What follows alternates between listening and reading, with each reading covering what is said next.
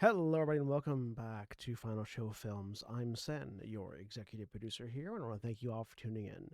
Particularly, I want to thank our $25 tier supporters over on our Patreon page, that those being Jeremy Alexander, Cat Waterflame, Samantha Bates, and L, without whom we won't be able to do nearly as much of the things we do now. So thank you very much for supporting us over at patreon.com/fsfilms. If anyone else would like to support us financially, go over there. And those of you that are watching us live, please sit back, relax, and enjoy. And we're live. Hello, everybody, and welcome to Call of Cthulhu, the Vanishing County. I am Sen, your keeper for this narrative, keeper of secrets, keeper of plot twists, keeper of guns that shoot drills. And I am joined this week by Jack. Hi, I'm Jack, and I play Kathleen Moody, who did not get enough pictures last session. Go ahead and make a luck improvement roll for me. I remember how to do that. So you I roll think. luck.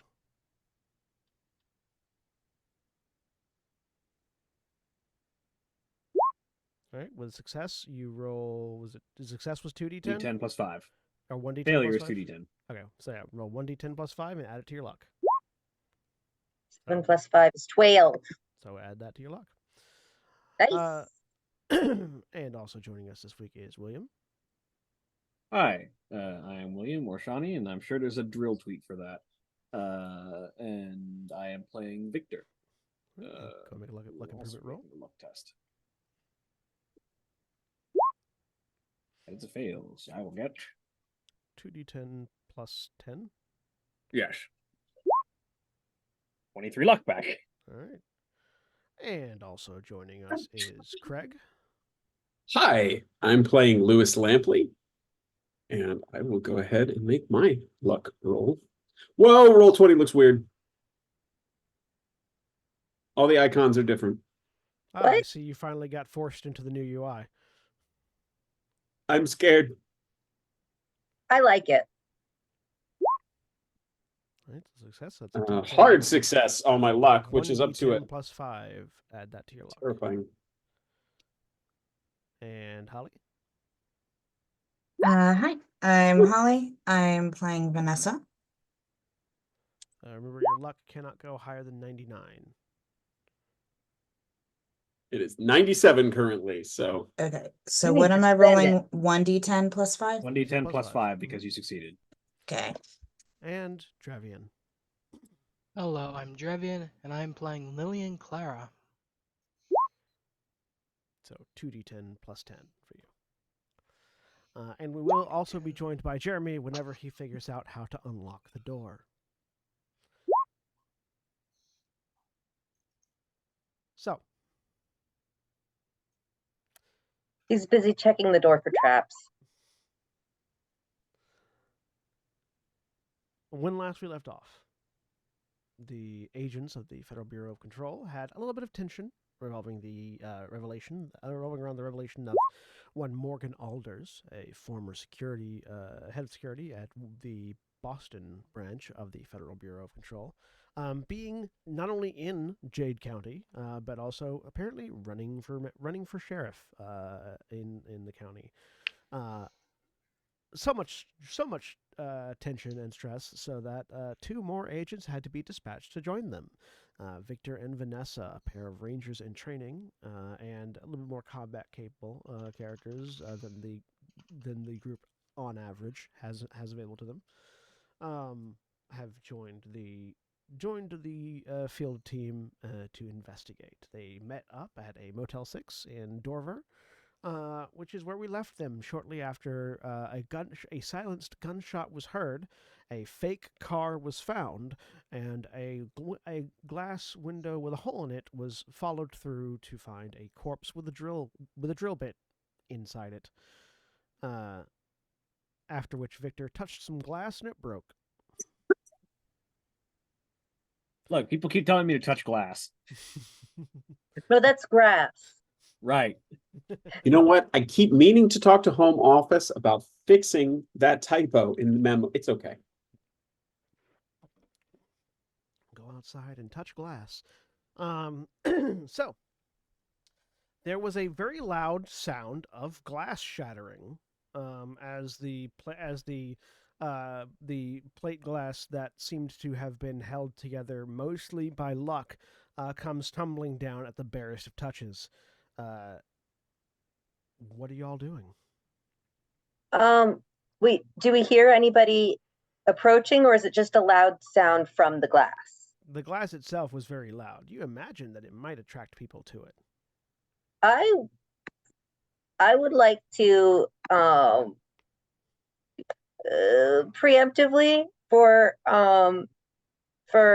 when should somebody come and chase us off, I want to see if I can hide my covert digital recorder. Okay.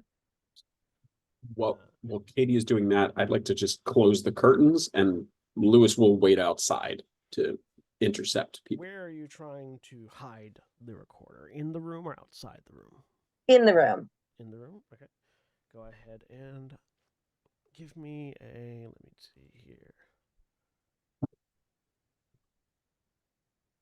I don't know how long we'll have to examine the scene, but if I have a recording of what goes on, Give me either a then sleight of hand or a stealth check. let's see.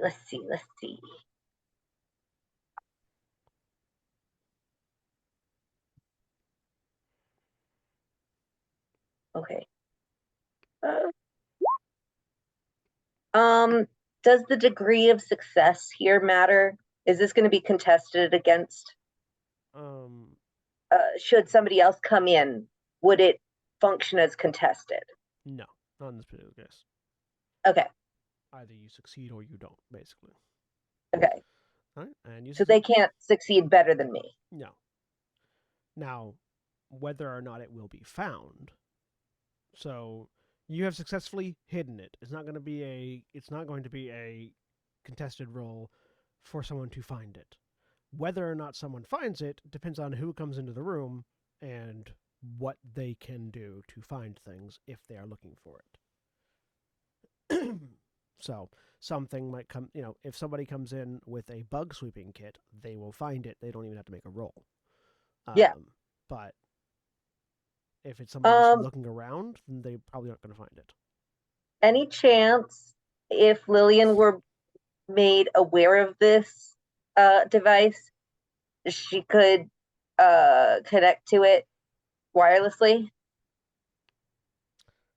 What's the device called? It's a covert digital recorder from the thing. So if I'm understanding a covert digital recorder correctly, it is an audio recorder. Oh. Not a camera. Well, then I need my camcorder too. I don't know. But, I'll put my digital recorder there. Yeah, you would be able to record whatever sounds happen. You wouldn't be in any video though. That's fine.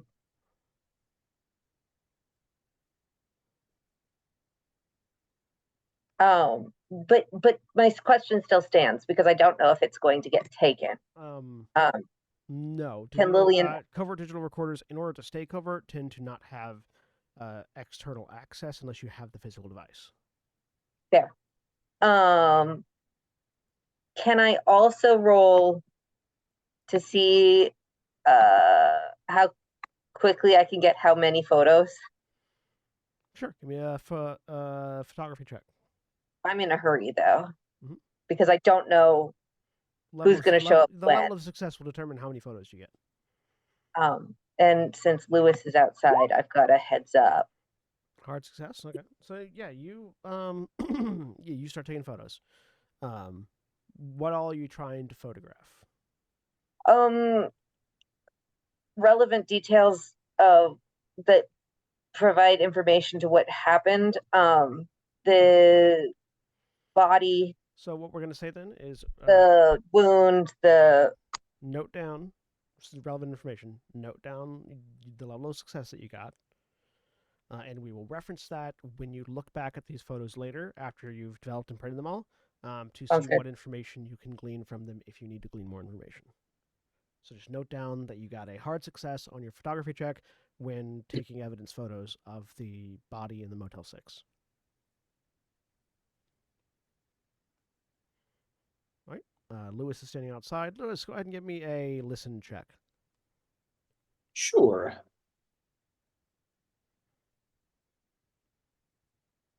I closed my character sheet because I was looking at the map. My bad. Mhm.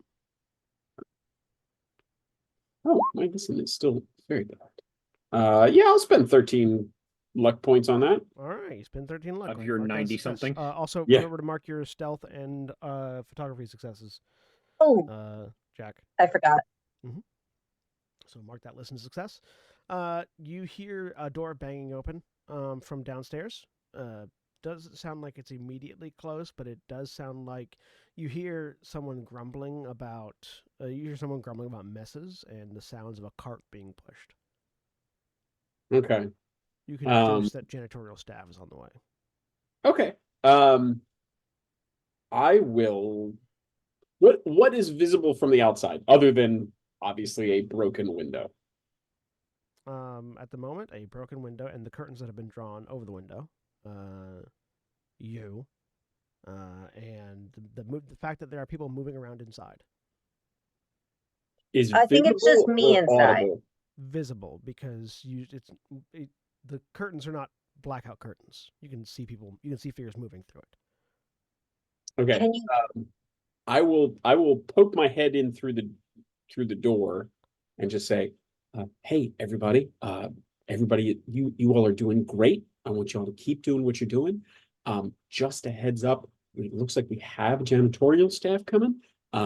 I'll delay them and try to turn them off for now if we can. But just a heads up, and then I'll close the door unless anybody says anything back." Who else is in the room? The rest of you. I think everybody except for Lewis, because I think everyone else had come Lillian, up to this room. Unless Lillian's still in the other room. I thought Lillian's still in the Lillian- other room. Lillian, Yeah. Lillian is still in the other room. So everyone else, Um, because we had been trying to figure out the direction of where the shot had come from inside when the window decided it was done. so my thought is that if it's janitorial staff coming in, if they come into the room, they're going to see a dead body and leave. So if we just duck into a closet, Lewis can walk away, and we don't have to interact with janitorial staff at Is all. there a closet large enough to conceal 3 people, 4 people? Make a luck check. 3 people. Someone with more luck than me, maybe. I mean, I'll do it. was I can make it was Kathleen's idea, so Kathleen make the luck. Okay. Yeah. Hard Yes, success. yes, there is indeed like sort of just a coat closet, just a little bit further away in the room. It would be 4 because there is still Somebody went in with Jeremy's character. Lillian. What's Kathleen, Virginia, Vanessa, and Victor? There are Okay. also several heavy desks that could be hidden under. Yeah. But there's hiding. There's hiding. Then I'm gonna tell Lewis that he doesn't have to delay janitorial. He can just not be seen with the mess. Are you sure? And then we hide. Yeah, we should get out of sight until janitorial is come and Mhm. gone. Okay. Should we not be seen at all, or should I try to get some info? Try and avoid being seen for right now. You got it.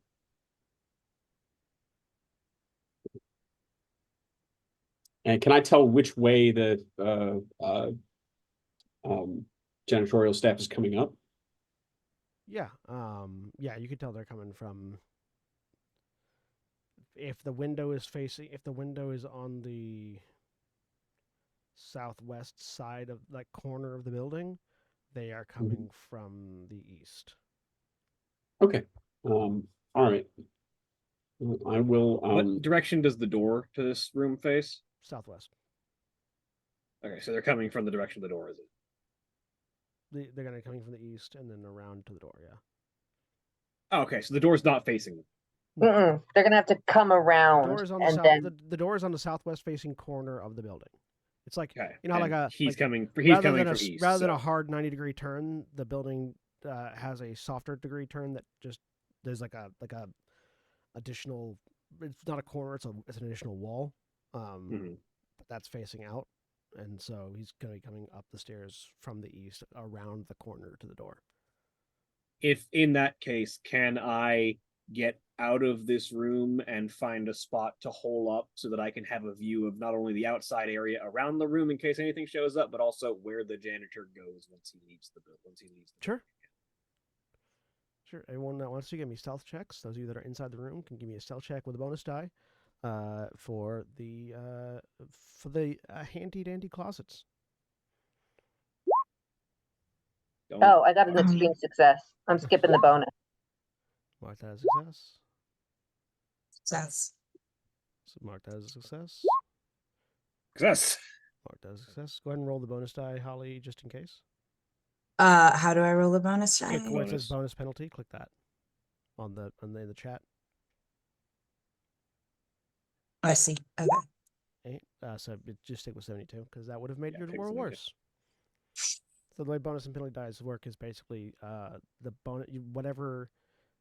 When you roll a bonus or penalty die, it's another d10, and you replace the 10's position of your initial roll with whichever is better. Okay. So, since you rolled a 72, making it an 82 would not make it better. Mm-hmm. But if it were a 10, it would be better. Or if it was if it was a 10, it would be worse because that would be 102.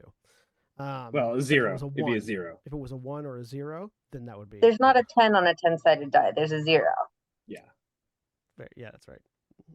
That is why it's a 1d10 minus 1, isn't it? Yeah. But yeah. Okay. So, you all hide. Lewis, are you using any luck to modify that? No, I mean I'm outside. I'm just gonna roll with it. Okay. So you are sort of like awkwardly leaning against a wall as the janitor comes up, and you see older guy, like leathery face, salt and pepper hair, cheekbones sort of hang a little bit loosely on the face.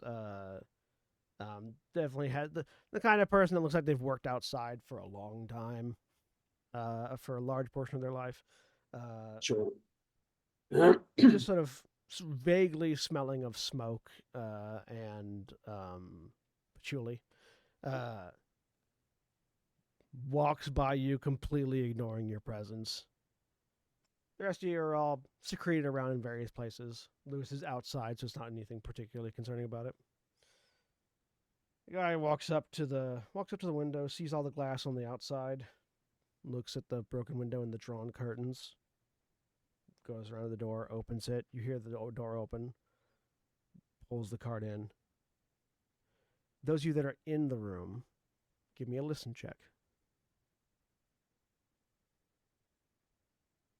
Just the two of you. Aha!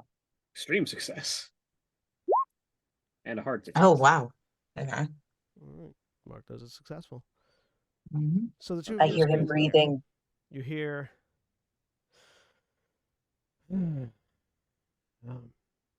another one. Well, might as well not let it go to waste. And then you hear the sound of something ripping.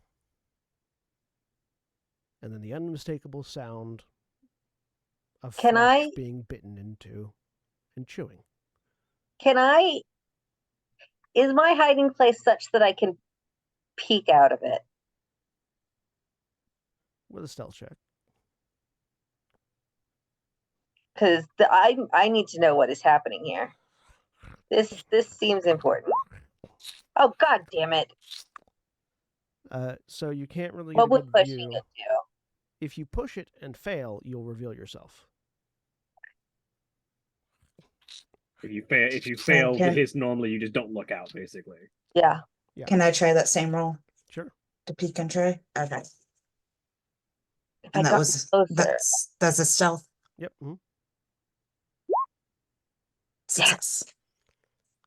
So yeah, Katie, you try to see if you can open this closet at all without it being quiet, but you stop before you actually open it because there's Not no gonna work. way to open this door based on where you can hear that coming from and the door. There's no way to open this without immediately being seen.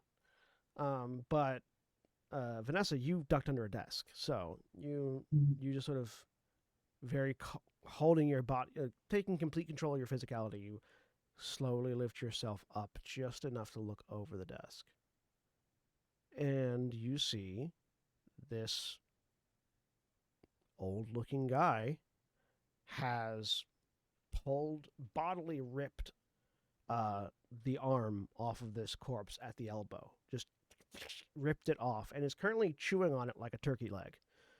Make a sanity roll. Knew that was coming.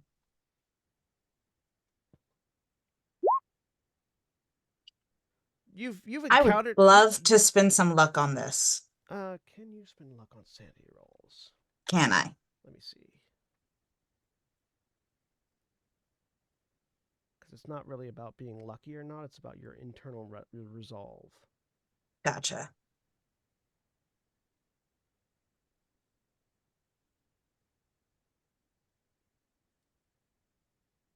There does not appear to be an exemption for sanity, although you can also have sanity loss with luck if you don't want to spend as much.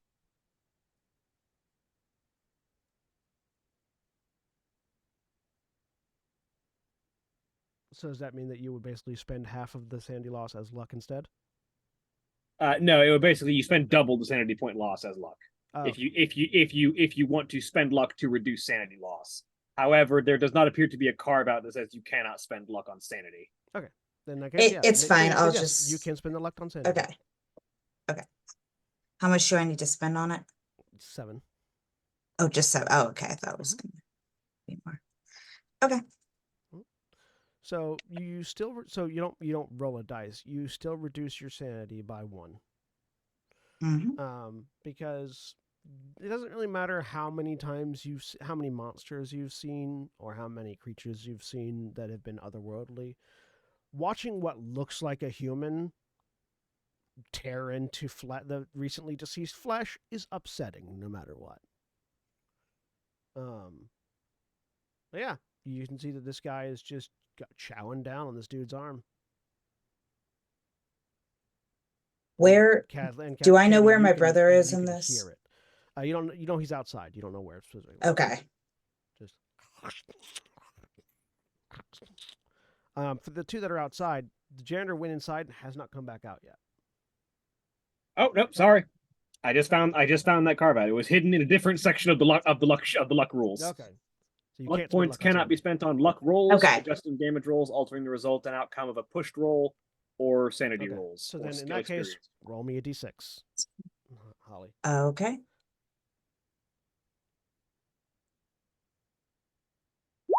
So you lose 4 points of sanity. Okay. Oh, sorry. I was going to edit. I didn't mean to make that roll. Instead of 1. So just another right. on top of what you can spend 8 luck to reduce that 4 okay. sanity loss to 2 sanity loss. I'm just going to take it right now. It's fine. But yeah. Yeah, Katie, you're not seeing anything, but you're definitely hearing. He is not a quiet eater. So yeah, the two that are outside, janitor has not come back out yet.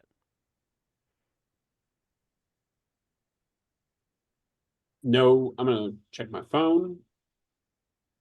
Any texts? I forgot texting existed. It's highly possible that Katie's forgotten texting existed too.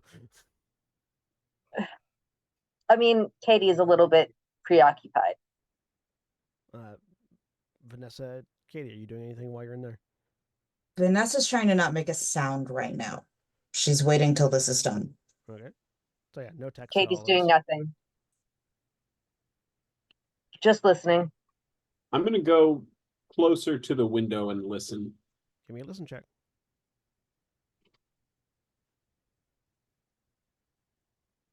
Victor is currently scanning the surroundings for any potential activity while finding a nice, well-hidden Yeah. spot. Lewis, yeah, no, your heart's beating a little bit fast. All you can hear right now is your own blood pumping in your ears.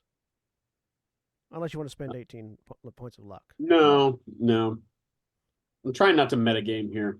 All right, yeah. Lewis just sort of walks back across to the balcony, and we'll kind of lean up against the balcony, trying to look nonchalant, scanning to see if anybody else is coming, trying to listen. I think what Lewis would be listening for is any sound of like a phone call, like say to the police. Mhm. And we'll text Lillian and say, just bring Lillian up to speed on the situation. Say, janitor came, rest of the crew is in hiding, doesn't seem to have found anyone, but also doesn't seem to be calling for police, which seems suspicious.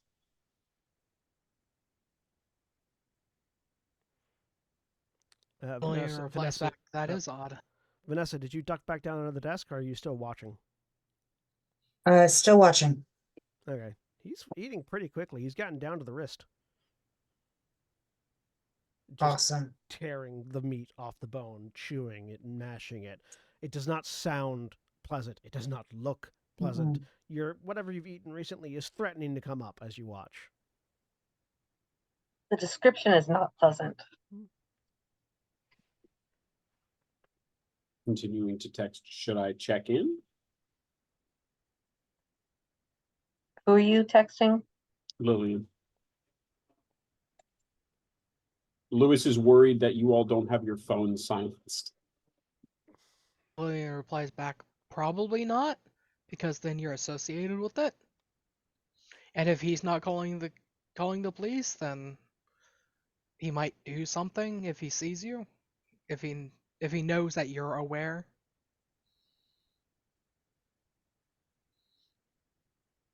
Like if he's not calling the police, there's probably a reason. You get a text back that says copy, over and out. That is immediately deleted with the unsend text, and then you get one back that just says copy.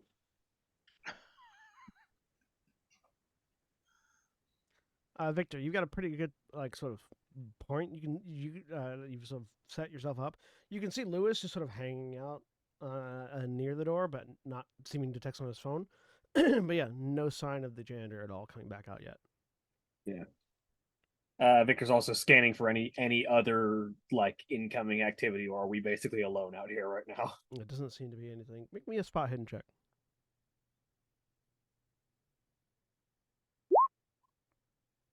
That is a success. Okay. You notice that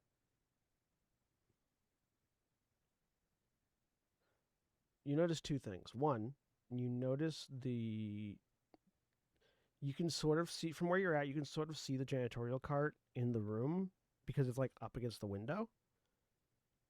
It's up against the window. Not in the middle of the room where the body was. Yeah. The other thing you notice is that you don't see any hotel staff right now. Not even someone at the front desk. Nobody at the front desk, no one in the front office, no other janitors. Typically, like Motel 6 isn't overly staffed, but they have at least 2 janitors normally. Like Nobody around the else. building? Yeah, from Not where just Victor in can- this spot, but right, like the whole exactly. building. Like from what Victor can see, no signs of any other employees at the motel right now.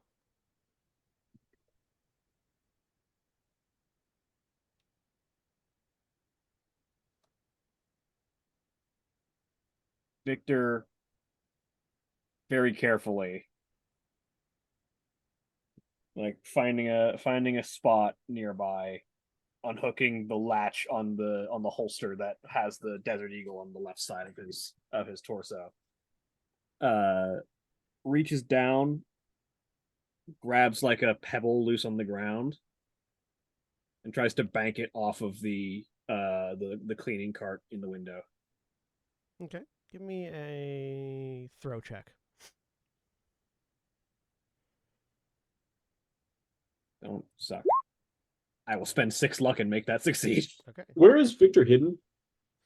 He's sort of like on the far side of the parking lot, like around some cars, amidst some cars, where it's pretty easy to duck down and not be seen, but also what has a decent view of basically the sort of the entire like if you imagine where the window is to be the center of this particular like this corner, everything to the left and right of that corner on the motel. And this is the second floor, right? Right. Uh-huh. Okay, all right. Does it scare the heck out of Lewis? Well, I mean, yeah, you suddenly hear something by you and tink into the plastic of the cart. The two of you that are inside, you hear a sort of like guttural, like surprise sound. Vanessa, you see the creature, humanoid. You're not, because the way the light is coming in behind him rather than in front of him. It's largely in shadow. Mostly, all you're seeing detail wise is the little bit of shine on the teeth and the eyes. The eyes, which are shining, like sort of almost like they're like how a dog's eyes look when light reflects into the inner eye. Mm-hmm. Kind of looks like that. So, which tells you that this thing can see in the dark. Yep. Turns. Takes another. Eats the pinky off the hand. Begins to stand up and sort of. There's a sound as it straightens its shoulders out and seems to. You hadn't realized it was hunched over before, but so there's this cracking, crunching sound as it straightens its shoulders out.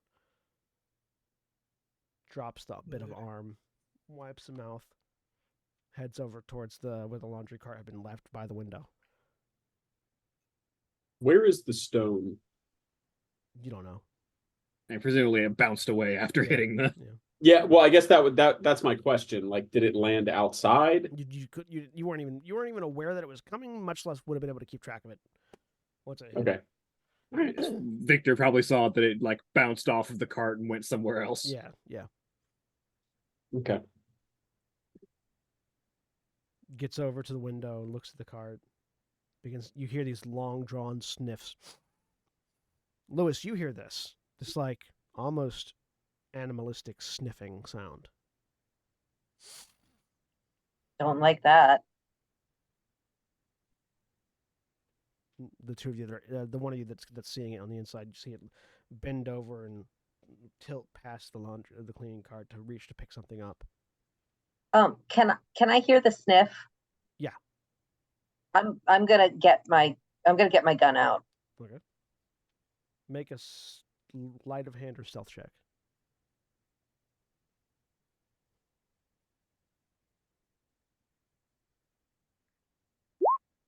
Oh no. Damn it. I'm not doing anything with it. I'm just picking it up and putting it in my hand. So, guns are made of metal, and they have lots of small moving parts. So when you pick it up, there is a sound that is made. It's sort of an inevitability of anytime you pick up a gun, a little bit of sound is generated. It doesn't sound like a lot to you, but Vanessa, as soon as that's, you don't even hear what it hears. But as soon as that gun is in your hand, Katie, not that you can see, Vanessa, you see it go and just turn, and those glowing eyes just aim directly at the closet that Katie's in. Mm. And it begins to walk towards it. Okay. I'm gonna pull out my gun. Okay. Quietly or with the intent to shoot immediately? With the intent to shoot this thing. All right. We're going to go ahead and set up some initiative real quick. Can I try to glean, how humanoid do those sounds, the sniffing sounds? Animalistic, not at all humanoid. All right. I don't know if this changes initiative or you want me to do it on Lewis's initiative order, but Lewis is going to call out at that point. That's fine. We'll do it on initiative because initiative is relatively easy to do here. Okay. So what we're going to do here, we are going to add, we have I think he would do it as soon as he heard the weird animal sounds. Kathleen. Victor. Lewis. Lillian. Vanessa. Is it just a dex check? No, it's your dex. Oh, okay.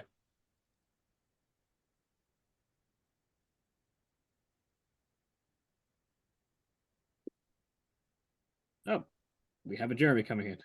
Hey. Just in time. Do we? Not in the Zoom yet, but is in the Roll20 right now. Oh, well. As soon as Jeremy gets in, I will adjust the cameras and turn off the fill camera. Okay, I thought I was going crazy because I didn't see him yet.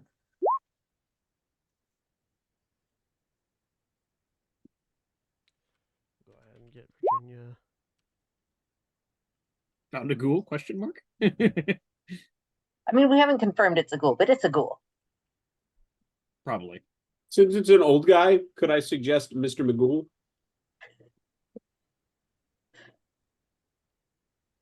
Magul. Maybe a joke only for old guys such as myself. No, I got the Mr. Magoo reference. Okay. Oh, I got it. So did I. It just wasn't funny. I didn't say it was funny. All right. We've been playing together how many years, No, Sen? that's fair. Trying to be funny. Katie, what's your dex score? 70. Victor, what's your dex score? 70. Jillian or Lewis, what's your dex score? 40. Lillian, what's your dex score? 60. Vanessa, what's your dex score? 50. All right, and its dex score is 15. All right, and The old let man me- doesn't move too well. Let me just get. Hmm. Virginia's dex score is 65. So you're all going ahead of it, so don't worry. All right. So Victor and Katie. So Katie, you have a readied firearm. So you actually get plus 50 to yours. Oh, So, and so does Vanessa. Oh, having a gun drawn at the start of combat boosts your initiative. Readied firearms go at dex plus 50. Nice. can I delay my That's- turn until after Vanessa's?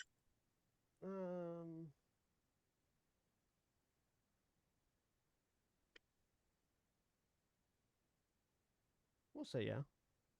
Okay. Because unless I hear What's gunshots, Katie's 70? not going to do anything. 70 plus 50 is 120. Yes. Yeah. And 50 plus 50 is obviously 100. Yeah. Yeah. The idea is that it only takes a twitch of a finger to fire a gun. So Yeah. if a readied pistol means that you're gonna go fast, you're going to be moving faster.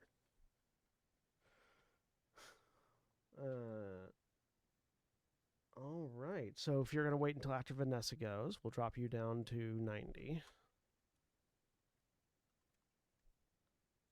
Vanessa, you go first. What? Are you going to attack, flee, or maneuver? What you doing? Oh, I'm shooting it and I'm aiming for the head. Okay. So going to be an attack roll, and we are aiming for a reduced target. Is there a listed difficulty increase on headshots?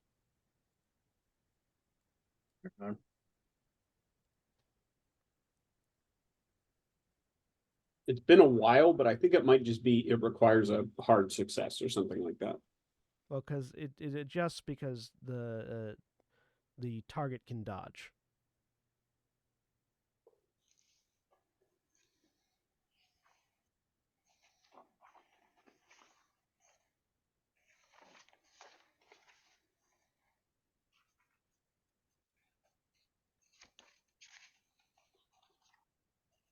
Let's see. unfortunately, the combat section of the combat systems are not easily accessible in these books.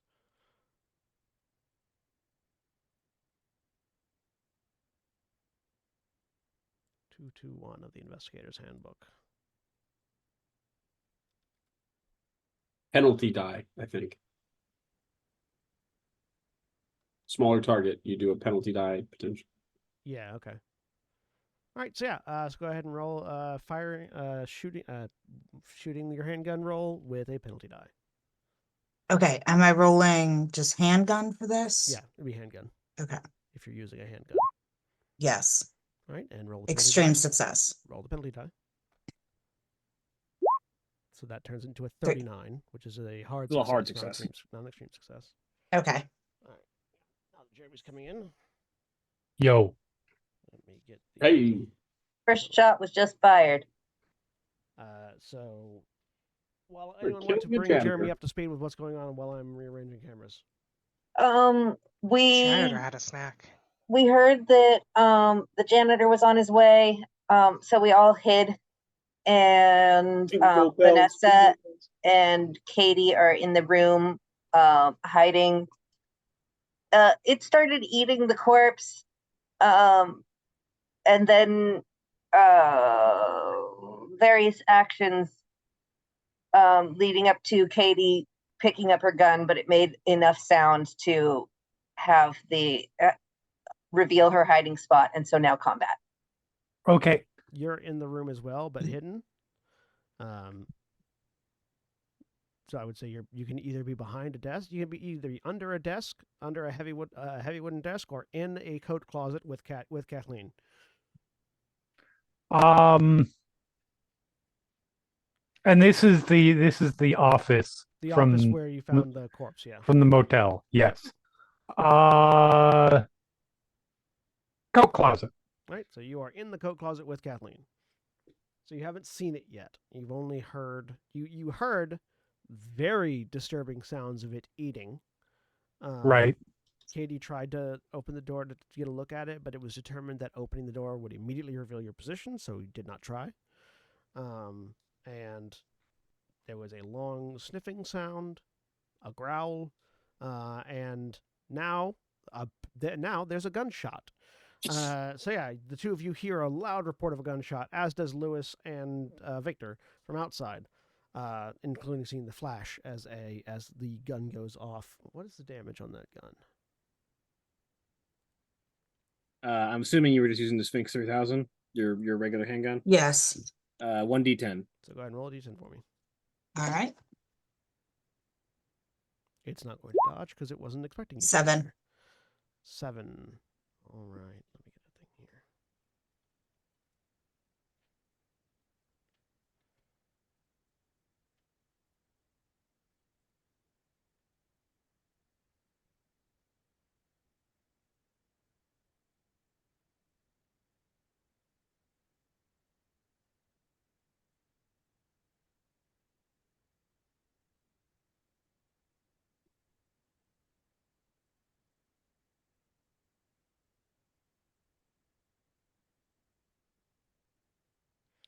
Okay.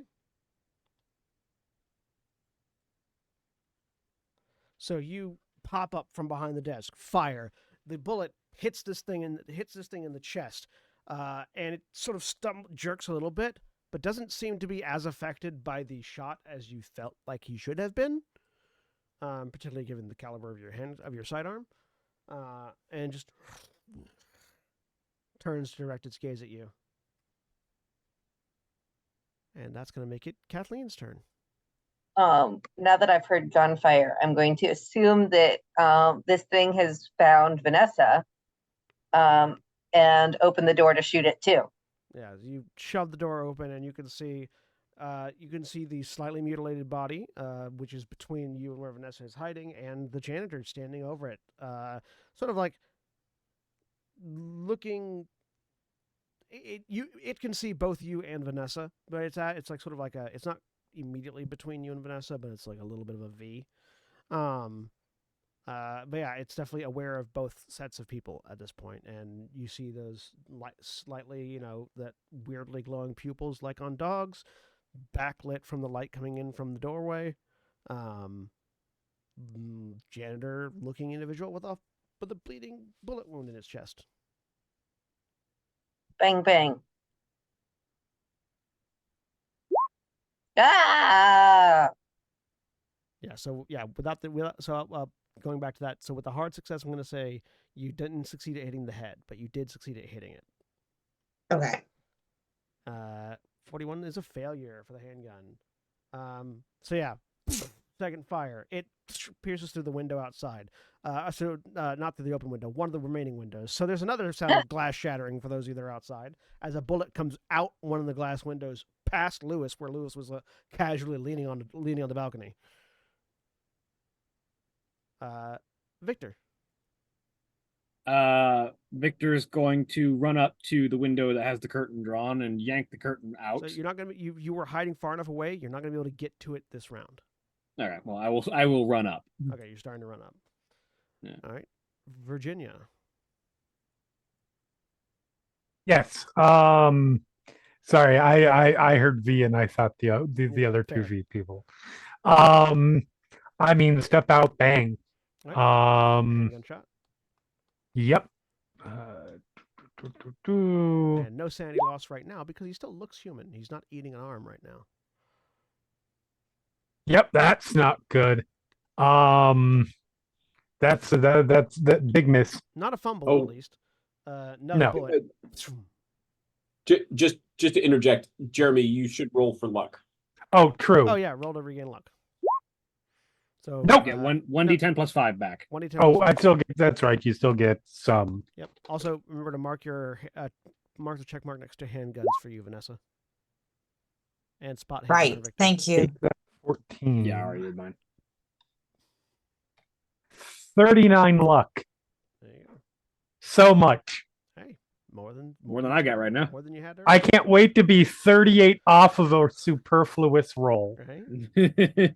Lillian, you've heard several gunshots coming from relatively nearby. Texting Lewis again. It's like, were those gunshots from up there? Anything else? Nope. All right, Lewis. Chaos has erupted. Yeah. So Lewis is I think reaching for the taser, and here's the text go off. And so is roller skating towards the door, towards the window, with the taser in one hand, pulls the phone out with the other one, just texts back, "Yep," and then will, I think, push aside the window, the curtains from the outside to look in. Yeah, that's it. You push aside, more heavily illuminating this janitor that is now in the middle of the room, and you can see the other three standing there, guns aimed, and this relatively human-looking creature, sort of like standing, hands aside, staring at the three, looking like it's about to pounce on one of them. Do I notice the corpse has lost an arm? Yeah, you can actually see that there is a largely dismantled remains of the lower half of one of its arms on the ground near the janitor, and that the body itself is missing that lower half of the arm. Lewis just points the taser at the thing and goes, "Bad?" Yes. And then I will fire. All right, make an attack. I believe that uses my handgun, correct? Yes, since it's a ranged taser, not a melee one. Absolutely not. And then I will duck down so that Victor can. So here's what actually happens with that failure: the contacts fly out and connect into the back of it, and you pull the trigger to send the to send the voltage, and it does not react. It doesn't seem like your taser does anything to this thing. Okay. At which point you cut the contacts and duck down. Yeah, and I think if I still have action left, Lewis will duck, sort of spin as he ducks around on the rollerblades, and then point with his thumb towards the window, like looking back out. So hopefully Victor can see my hand. Point in with a thumb, and then just go thumbs down. Victor, you see that thumb. I assumed that was the case. The janitor's turn. All about communication. With all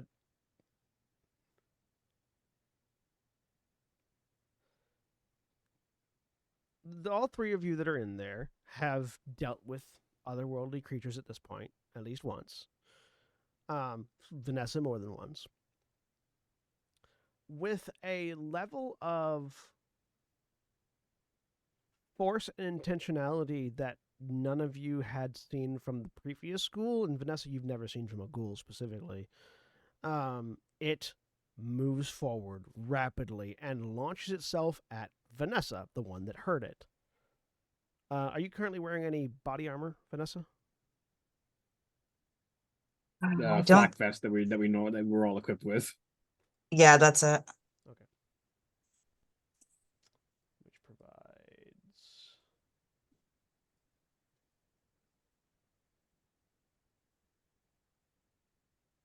Bulletproof vest. provides 8 points of 8 points of armor. Okay. This thing does that.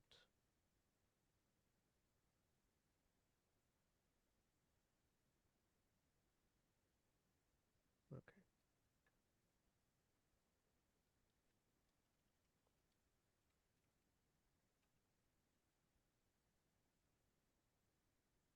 Okay.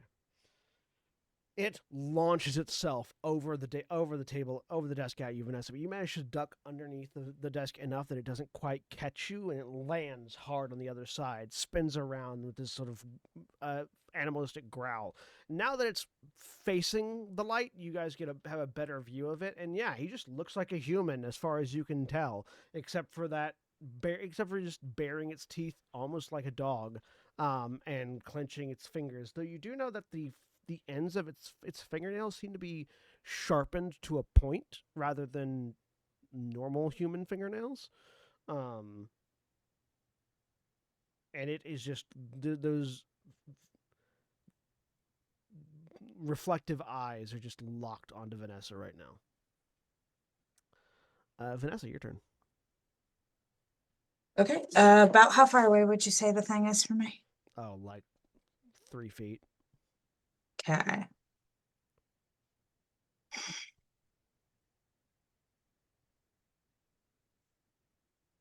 Debating how good an idea it would be to just start punching this thing.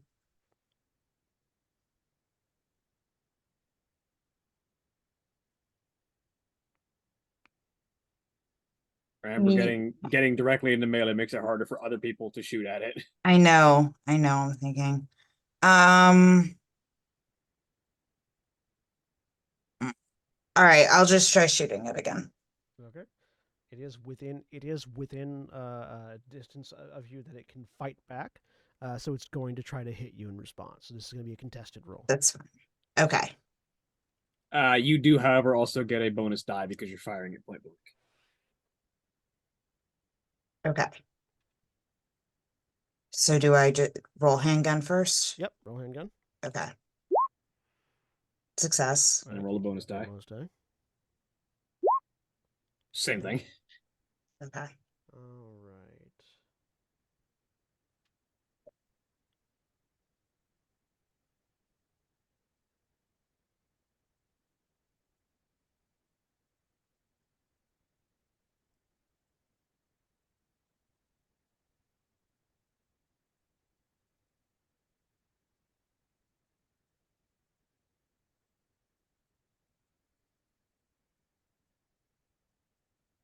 Let's see.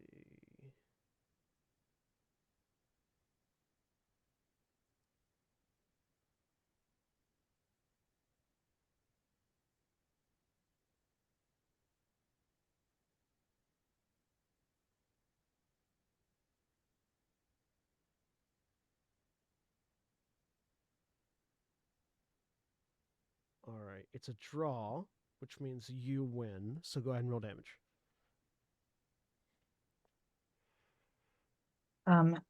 Right. I roll 1d10. Yep. 1d10. 10. Nice 10. Yeah. It tries to swipe at you, but you just unload. It is in melee with you right now, so there will be difficulty for people shooting at it. Also, there'll be difficulty because it's been shot at once, and now that it has been able to defend itself, it affects the rolls going forward. All right. So it takes some more damage. Another shot, right into the chest.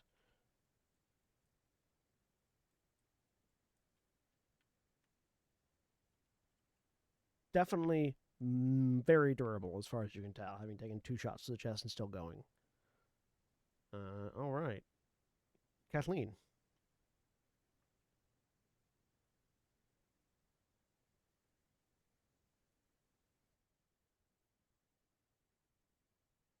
That's you. What? That's Kathleen. you. Yeah, I know. I'm thinking. I'm not very good at shooting. If I try, is there a chance that I'll hit Vanessa? If you Oh, God. fumble, yes. Which is if you roll Fumble 100. is a crit fail. Yep. So right now, mechanically, you have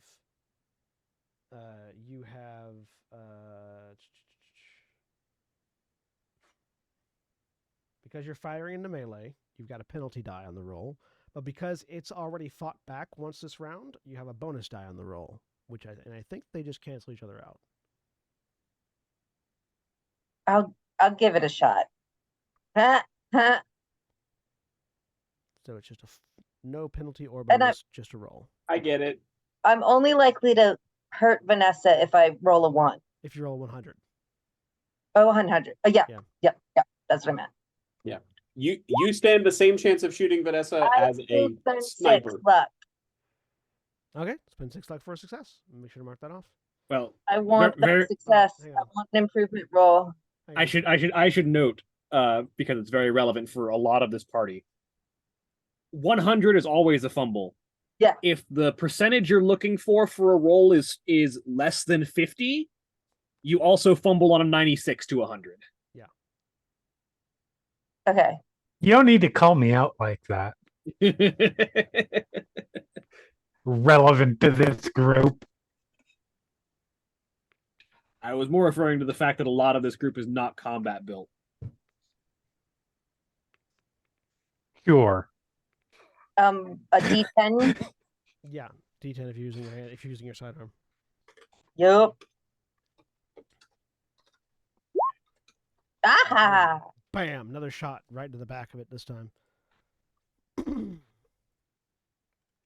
Still up though. Victor, Now do I make it to the window? what's your speed?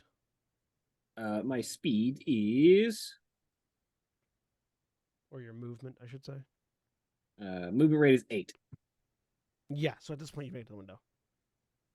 So throw the curtain back off the window, level the Desert Eagle. I see this thing hunched over like a dog in front of Vanessa. Yeah. Hey, Fido, fuck off my sister. Fire. Make a handgun roll. Don't fumble. Yeah, you've the penalty. How far away is it? So you've got a penalty die, but you also got a bonus die, so flat out. Yeah, because I'm assuming it's within point blank. If it's within No, 14 feet. It's not. It wouldn't be point blank to you. Okay, it's more than 14 feet away from me. Yeah. Okay. It's at the other end of the office, basically. Extreme success. Which makes that an impale. So on an impale for a gun, you get. I believe it rolled the extreme damage because I have it on the combat page. Max damage plus max damage bonus plus another roll with the weapon damage. So does that look like? 10 plus 6 plus it rolled max weapon damage. And then you roll it again. And then it rolled it again. Yeah. So 10 plus 6 plus 3. Okay. So 10 plus 6 plus 3 is the maximum. And then the rolled damage would be 10 because it rolled 6 and 1 plus 3. Oh, it didn't roll a d10, it just rolled a 10. Yeah, the extreme damage is just the maximum. Okay. So 10 plus 19 then is what you get. Yeah. So 29. Yeah, the head explodes and it just collapses backwards. And we're out of initiative.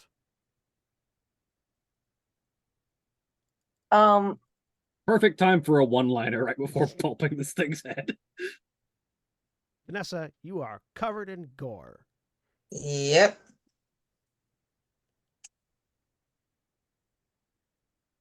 Well, She'll, that's all I was going to say. Is just Okay. well. she'll look up at her brother. Thanks. I knew you had it, but I mean, This thing was tough. that's why I keep the big gun around.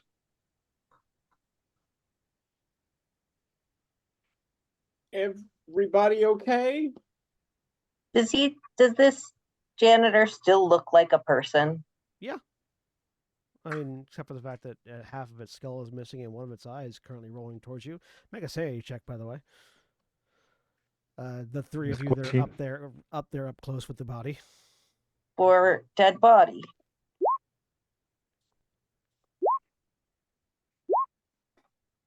Oh, Oh, Fumble no. on the sanity for Vanessa. Oh, Oh, I mean, you did just get covered in ghoul gore. yeah. Vanessa, Yeah. you were fine. Until you realized that you might have a bit of its brain in your mouth.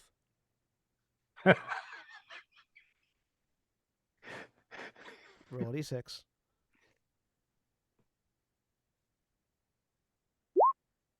Reduce your sanity by 2. Did you reduce your sanity earlier? Because it doesn't look like it went down from 40. I did. Am I doing it on the wrong side? I don't know. Yeah, if you're Okay, reducing there are your two max sides to sanity, this. not your max sanity. You should be reducing your current sanity. Hold Your on. max sanity should be 99 minus your Cthulhu Mythos. Wait, your max Wait. I don't think that's true. not. not No, your correct. max sanity should be Yeah. your power rating. Because Yeah. your Cthulhu Mythos should be 0. No, your power rating is where your sanity starts at the game. Your maximum sanity is 99 minus Cthulhu Mythos. Oh, I see what you're saying. We're talking about Okay. two different things. Starting Yeah. sanity is from max sanity. Your starting sanity is your power. Your maximum sanity is 99 minus your rating in the Cthulhu Mythos skill. Fair. Okay. I'm sorry. I'm confused as to what I should be Let me doing look on at this. your character sheet here real quick. Okay. Yeah, you're reducing the wrong side of it. Okay. All right. Ah, There we go. sorry. Sorry. I deleted more. There. Yeah. Thank you. Yeah, maximum sanity is not determined by your power. By your power, it's determined by your. It's determined by your knowledge of the Cthulhu Mythos. Your sanity can always go up to 99.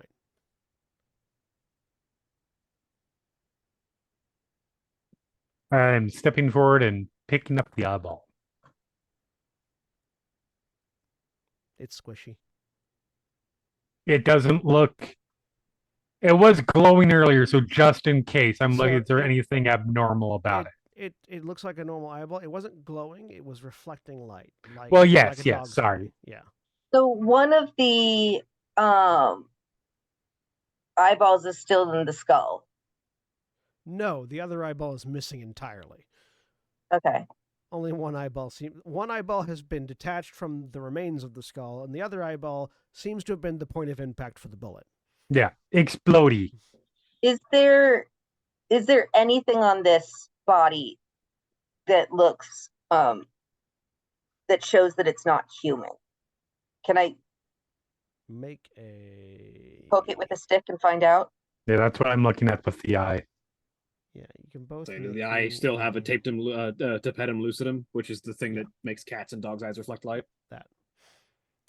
But that's internal, so don't you can't really. It is out externally. It still looks. I mean, it is internal, but like if you like roll it, if you like face it towards Yeah. light, Yeah, it still does yeah. that. Yeah, you can still see it.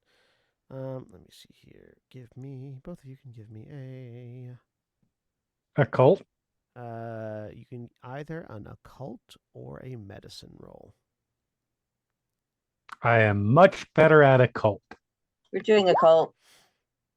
Success and hard success. Look at that. So yeah, the things that you notice. So first with Ginny, considering you're looking at the eye, yeah, it still it has the whatever it was that William said earlier. Tapetum lucidum. Right. That lets it the thing that lets animals see better in the dark. Right. It has that. And otherwise it looks relatively human. Katie, you noticed that the elongated fingernails, like the sharpened fingernails, are much closer to the consistency of like animal claws than human fingernails. They're much more durable and much sharper. Is there a way for me to document that? Is that something I could photograph Yeah, you can and photograph have, it. Yeah. and that'll show? I'll be able to point to the thing. Yeah, you can photograph it. You could also cut a finger off and take it as a sample. I'm going to start with a photograph. You do notice. You also you both notice. The face. You didn't notice that the face was sort of hanging off the skull, like Lewis did, because you never saw its face in full light, and now it doesn't have it anymore. But you can tell that the skull is slightly oddly shaped. What remnants of it there are slightly oddly shaped. That might just be from the impact of the bullet. That might have been deformed prior.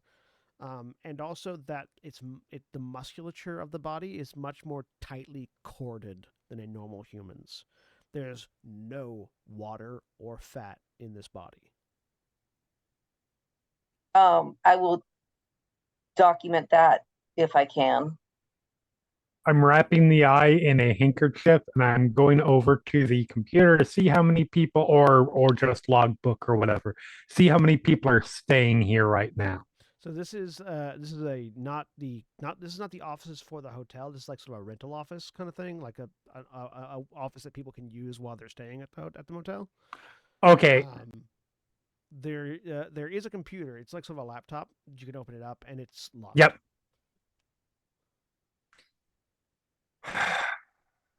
Do we know that anybody is staying here?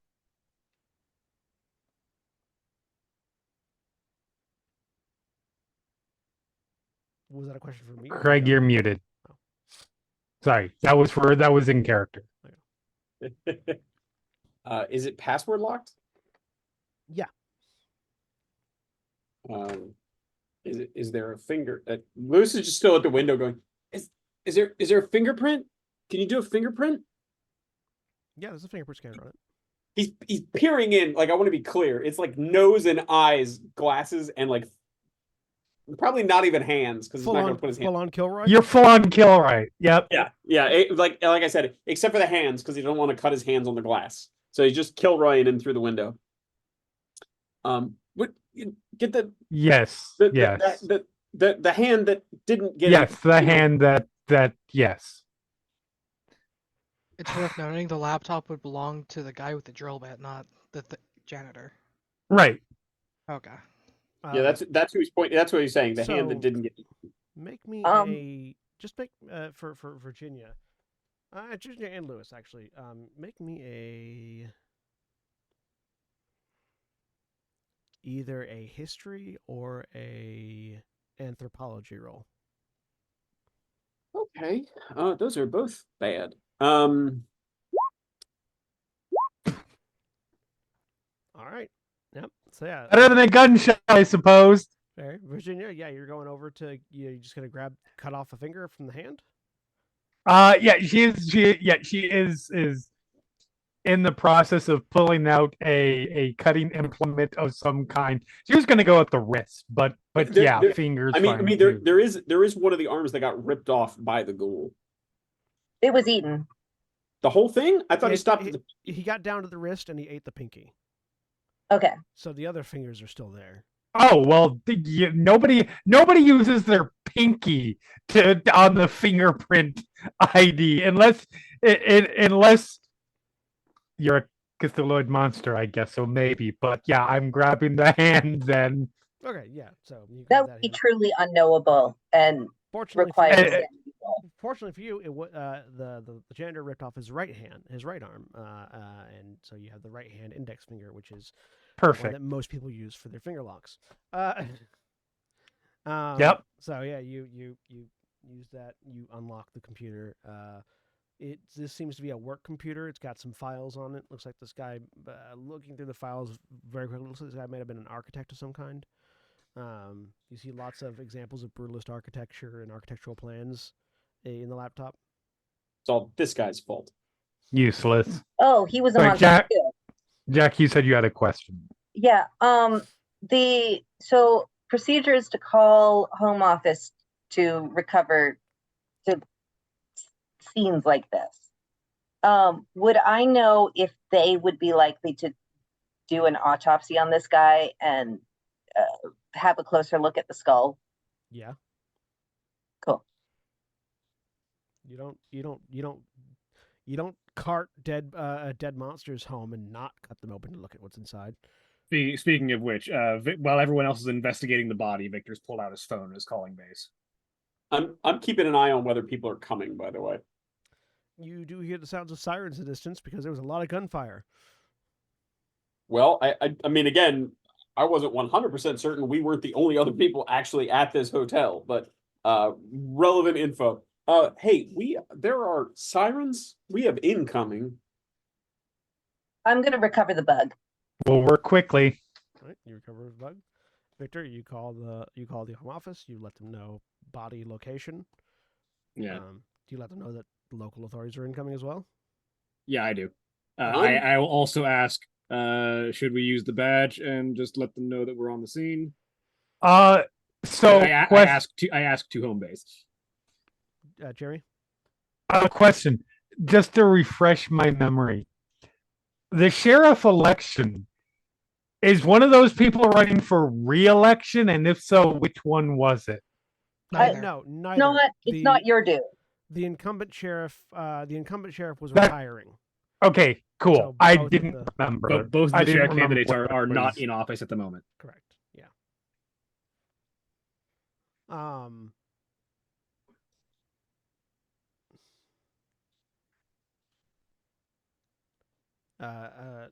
So Klaus, who answered the phone. Yeah, if they come up to you, just flash a badge. Let them know you're here, investigating. Use the FBI. Actually, use Homeland Security. That tends to be scarier nowadays. All right. I'll try to see if I can cut them off before it gets to that, but if it does, stick with that. And then the phone hangs up. All right. So Victor is going to let everyone else continue investigating and sit on the steps waiting for incoming. Okay. Cool. Should we call in something? Just maybe less suspicious that way? Call in what? To who? Gunshots? 911? No. Okay.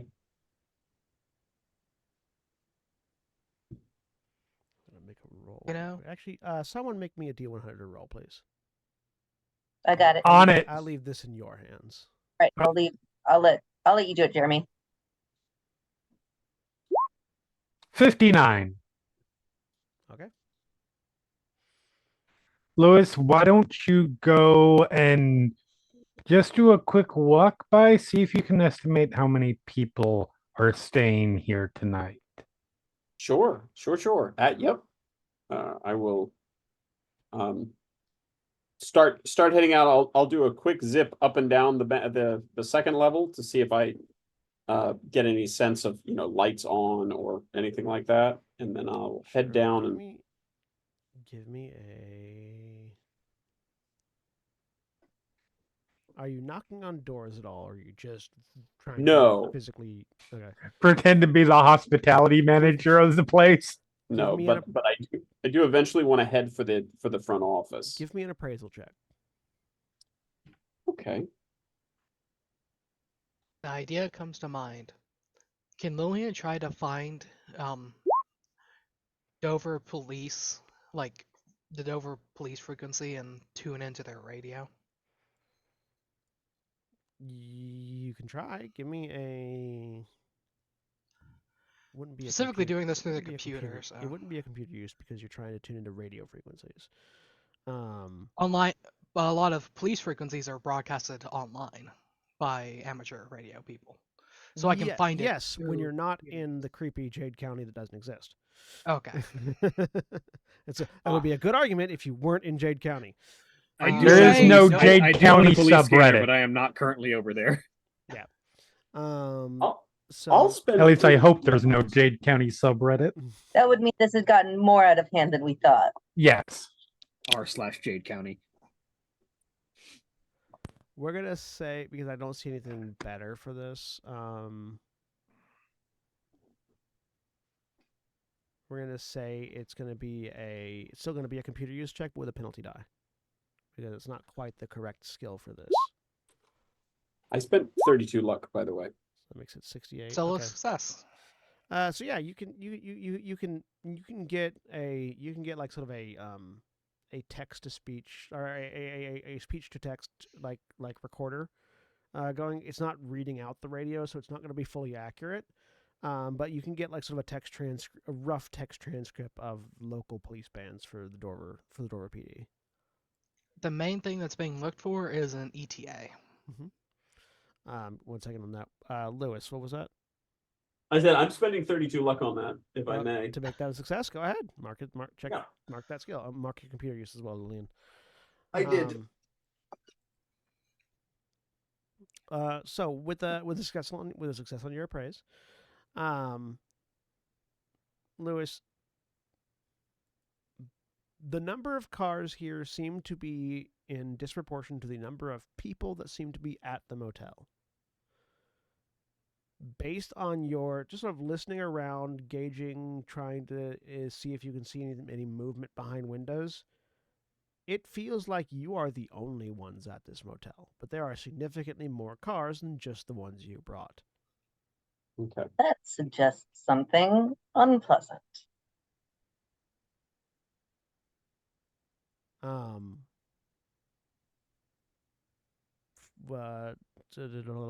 There was something else was happening. What was that history check for? Or no, that was earlier. Never mind. What else was happening? The radio? The specific radio scan looking for an ETA. Okay.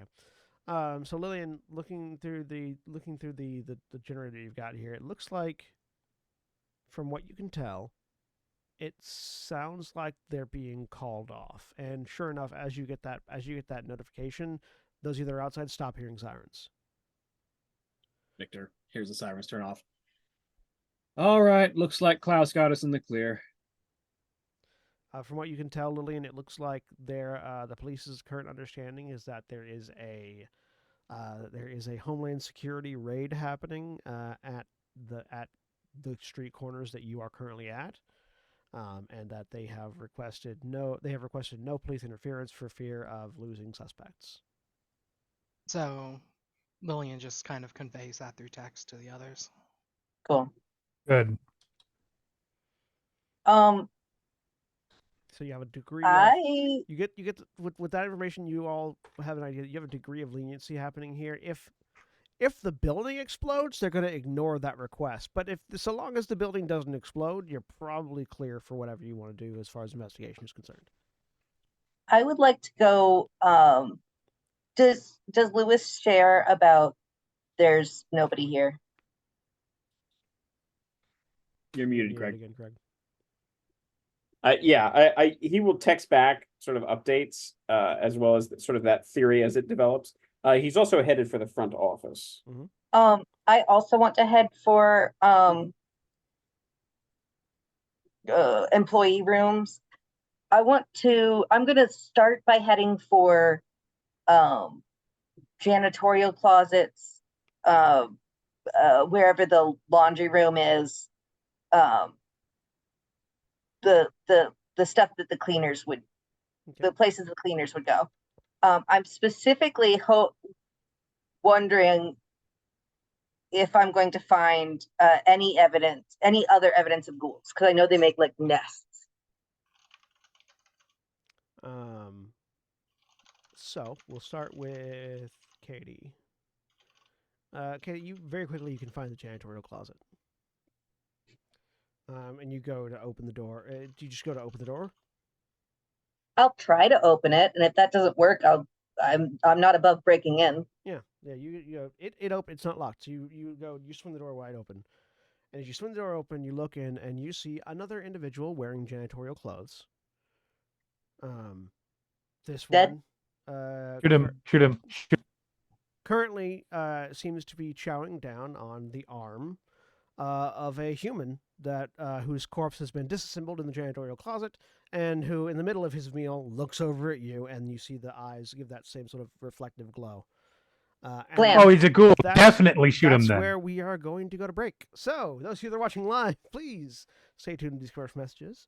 And everyone, when we take our break, you take your break. So stand up, stretch your legs, move around, do whatever you need to do. And we'll be back in just a few minutes.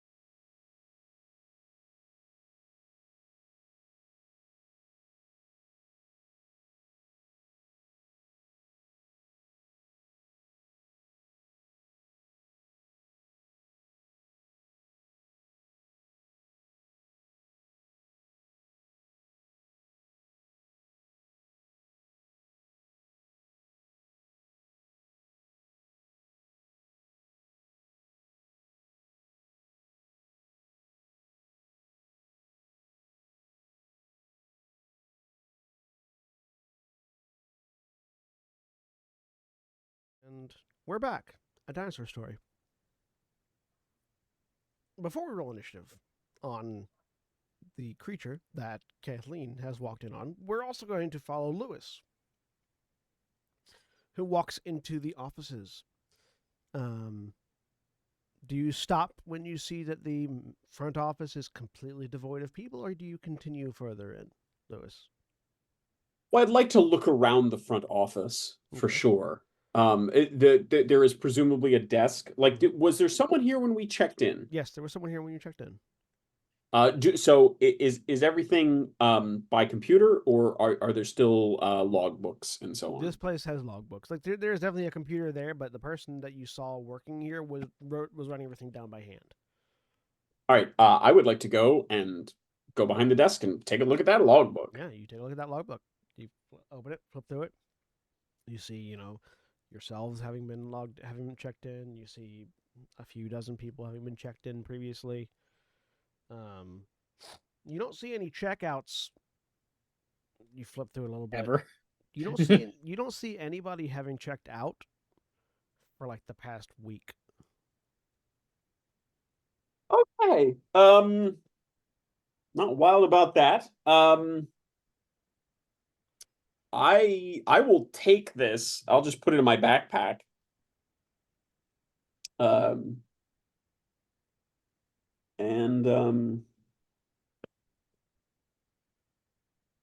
fact, the last name that you see having checked out, so like the last person apparently to have left this place, it just says Vince Gill. Okay. Does that mean anything to me other than the beloved creator of many television shows?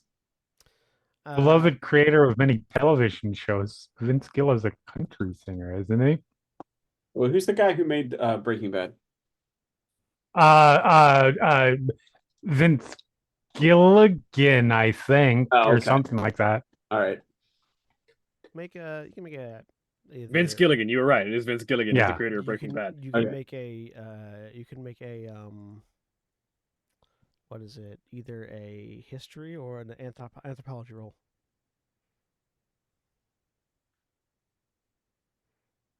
I'd feel bad if Vince Gilligan had stayed here and gotten eaten by ghouls. Yeah, Vince Gill is a guitarist. Not so much. Yeah, Vince Gill is a guitarist for the Eagles. Okay, still not so much. I mean, yeah, the Vince Gill is the guitarist for the Eagles. All right. I don't know. Like I said, I'm taking the logbook. For some reason, Hotel California starts playing through your head. Yeah, fair. No, we can never leave. No one, yeah, You never can check leave. out anytime you like, but you can never leave. Okay, so anything else in the desk? I'll go through the drawers. No, basic office supplies, pens, pencils, stapler. Okay. I'm gonna take the stapler. You can it's a small red stapler. Stealing office equipment? How dare you? Someone should report him to HR. Oh wait, I just chuckled to myself. Write down a stapler. All right. So, where are my exits from here? North, south, Dennis. You get the door you came through, which is the main office, and then there's a couple of back office doors behind you. Okay. Are either of those open? Do you check or like open right now? Like visually open? Neither of them are visually open. I'm gonna listen at both, see if I hear anything. Okay. Make me a listen check. Sure.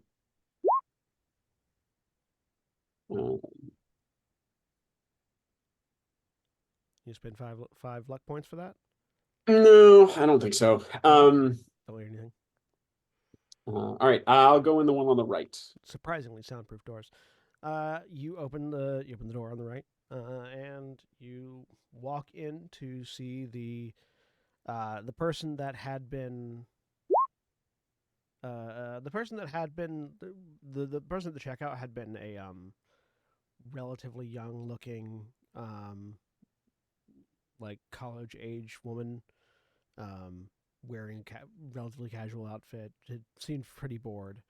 Had been. You see you see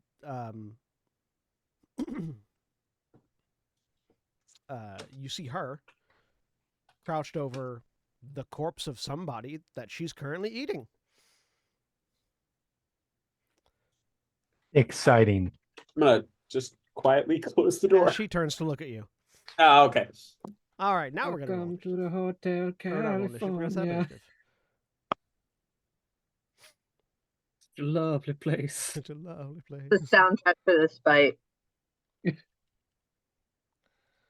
Live it up at the hotel. I think I can send myself to turn tracker. You can't. Apparently if not. if we had tokens, we could, but Yeah, not okay. without we're tokens. Not, we're not. This is a theater of the mind system. You can't check out whenever you want, but you can always eat. Do I need to do a sanity roll? Yes, you do. As does Katie, because neither of you had seen the person eating previously. Let me get my character sheet to Or behave. Are we all rolling initiative or just the You people? don't roll initiative. It's your dex, and I just put it in, but some people, if you click on it, it tells me what it was. Helpfully.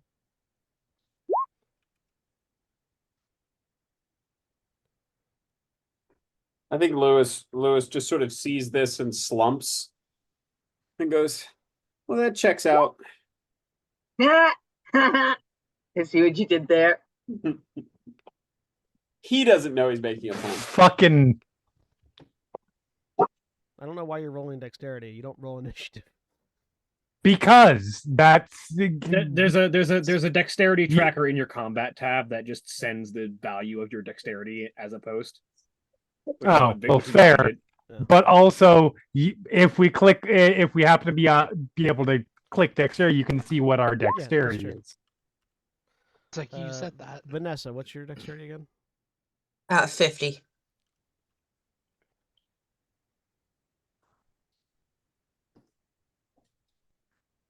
Technically, Victor's still holding his gun, but he wasn't like anywhere near these people, so he Yeah, doesn't so qualify as ready. I That don't wasn't think. a readied. Yeah, readied firearm. Yeah. It's in your hand, but you weren't ready.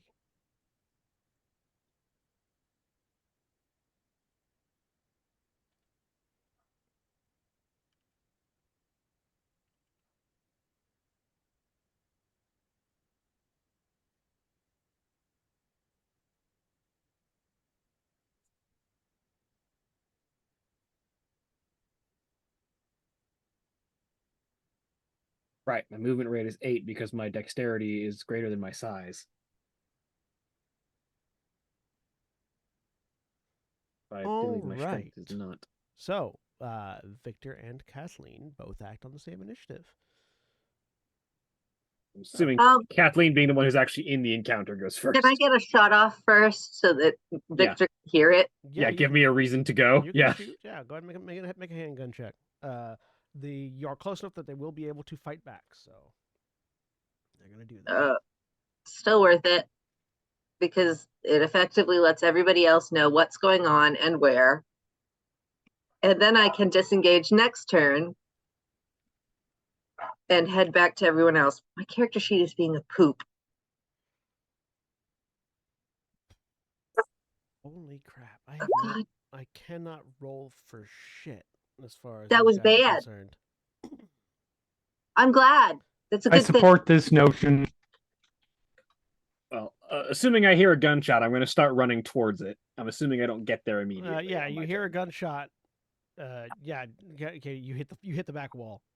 It doesn't manage to hit you though, so you sort of just both flail uselessly at each other. The force of the pushback from the firearm pushes you out of reach of the claw swing. Well, I still accomplished a lot by making the noise. I'm assuming Victor does not get there in one turn. Why you're heading towards the gunshot? Yeah. No, you do not get there in one turn. I'll go get the food that is here. All Well, right. the turn goes around. Lewis, the person in front of you that spun around launches herself at you, teeth bared.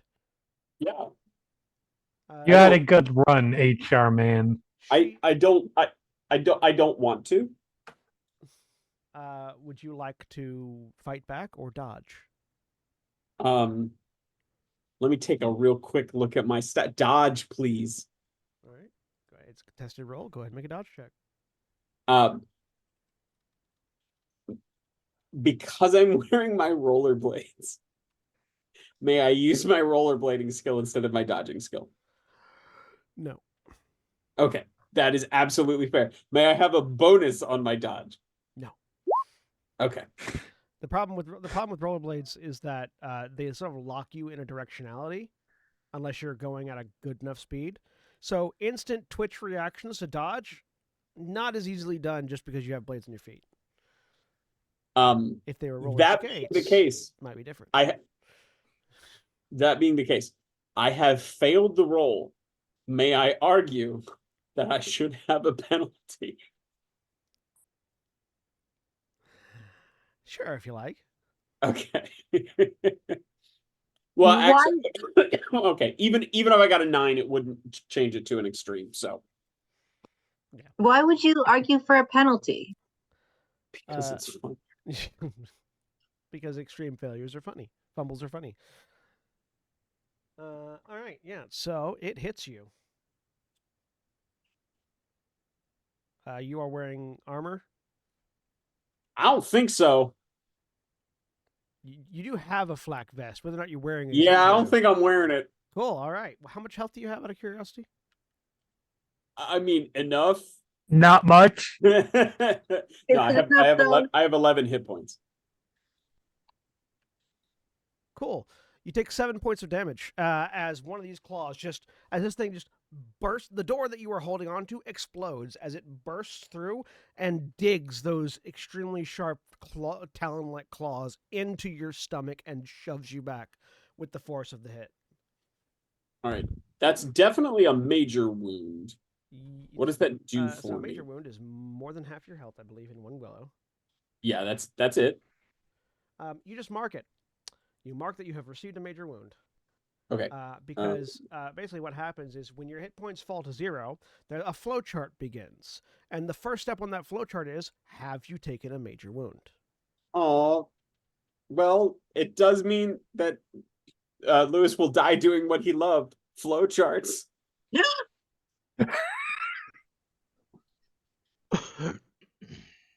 Oh, I love it.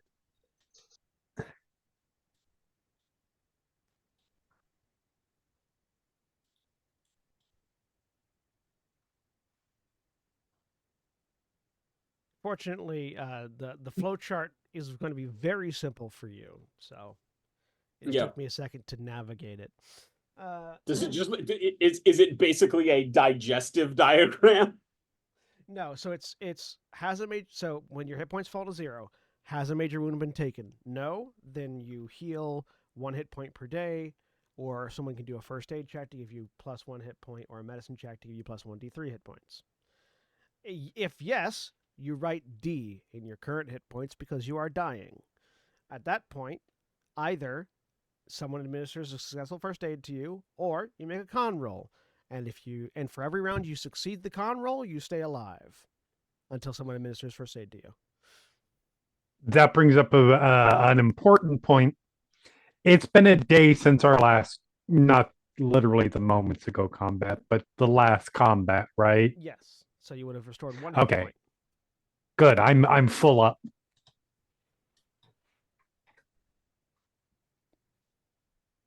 With all 10. All right. Yeah, so that was its turn. I imagine Lewis screams.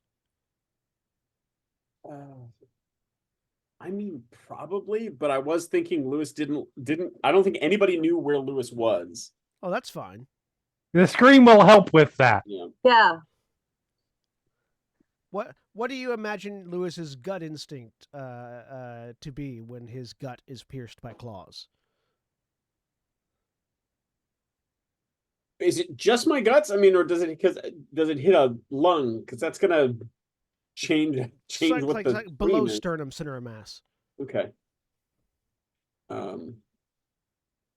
Yeah, I mean, I feel like he lands pretty firmly on the flight of fight or flight. So yeah, probably and then starts pushing back. All right. Run screaming. Ginny, so you hear gunshots and screaming in 2 different directions. We broke rule 2. Am I? Yep. Yes, we most certainly fucking did. Am I able to determine who that scream came from? Oh yeah, that's an easily identifiable scream. For those at home, rule 2 is never investigate alone. There is Doubly clear egregious because you have 2 gun people who you could have brought along for protection if you were worried about looking for ghouls. there is a brief moment that passes over Ginny's face where it is very clear that they are debating which way to go, even having heard the scream and knowing that that Victor went in the direction of the gunshot. Oh no. Before there's a sigh, and she goes in the direction. She starts running in the direction of the scream. What's your move? It's also entirely possible that Lewis just saw something that he didn't like. So Yes, but that also means you're definitely violating rule number 2. What's your And move? we need to resolve that. Virginia? My move is that is a fantastic In the combat question. tab, top bar, Thank you. right under combat. Thank you. Also, I'm pretty sure it was Ginny 8. that told me to go look around. Okay, so No. I told you to check and do a quick survey to see how many who all was here. That's still investigating alone. I didn't say go alone. I just said investigate. Decisions were made. Blame will be had later. It's so still your Nate, fault that I've died. You don't get there on this turn, but you will be able to get there next turn. Okay. So you might not have to keep going there next turn, depending on what happens. Do I hear sounds? Do I get close enough to hear sounds of violence? Yes. Okay. Uh, It is heard from outside the door. you also heard a scream and a gunshot. Lillian just text the group what's going on.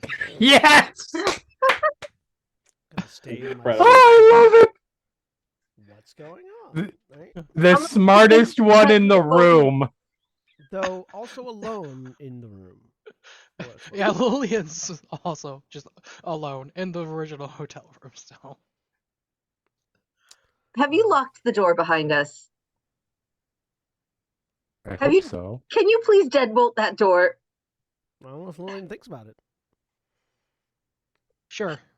I feel like if gunshots are going off, Lillian might think about the deadbolt. Yeah. Vanessa, a text comes through going, Yeah. what's going on from Lillian? You also hear gunshots and screams. Okay. Which way did Victor go? Towards Victor the went after the gunshots. gunshot. Towards the gun. And Virginia went towards the screams. Virginia went towards the screams.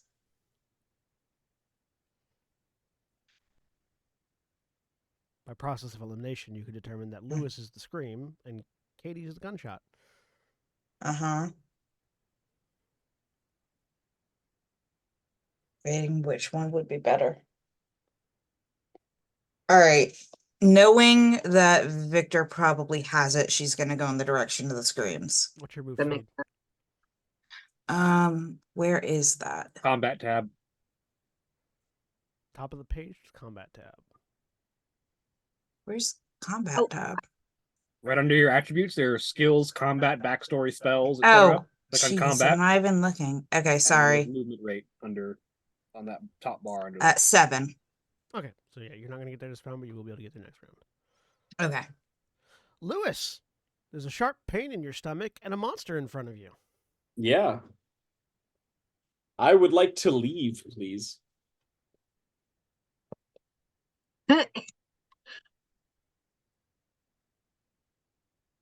Lewis would like to clock out and go home. Yes. I'm just checking to see if there's such a thing as an attack opportunity.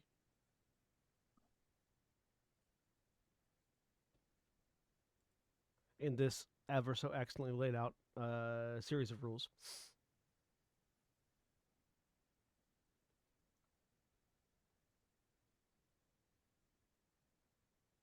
Does your book have bookmarks, or is it just like because mine doesn't? My core book does not. No, Wonderful. I told Let's you. grab It's my action. excellently laid out. Do you want to come back to me while I look that up? Hang on.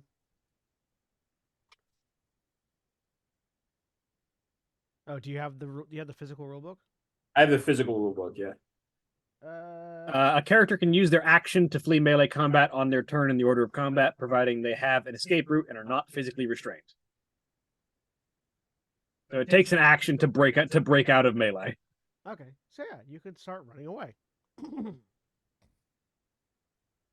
You start running away. The janitor's turn. Bleeding away. You start bleeding away, yes. Blading away and bleeding away.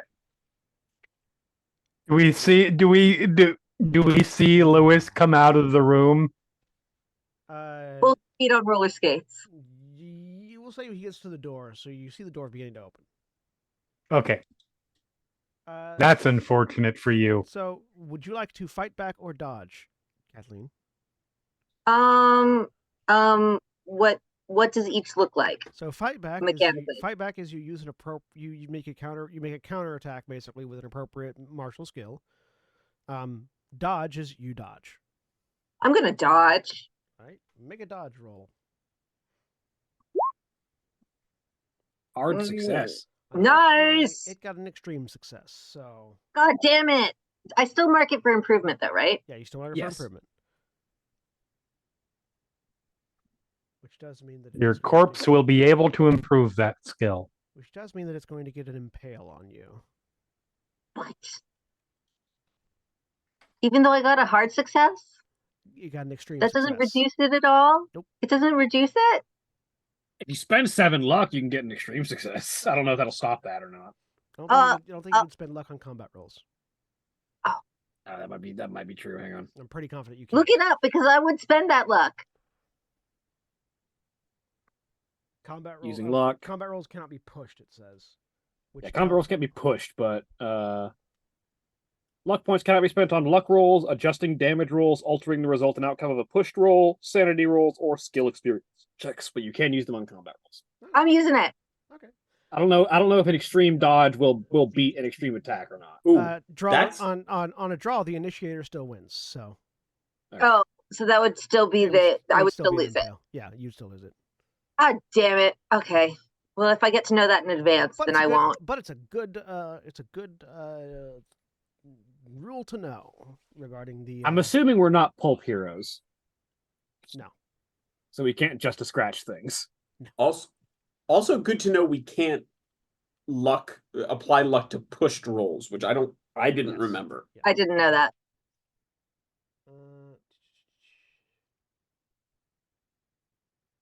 Yep, it is an impale.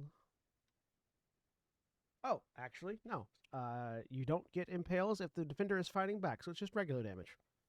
No, I was dodging. Oh, right, you're dodging, not fighting back. Never mind, you're correct. I shouldn't have reminded you. Oh, you were dodging. Defender wins on dodges. Defender loses on fighting back. That's it.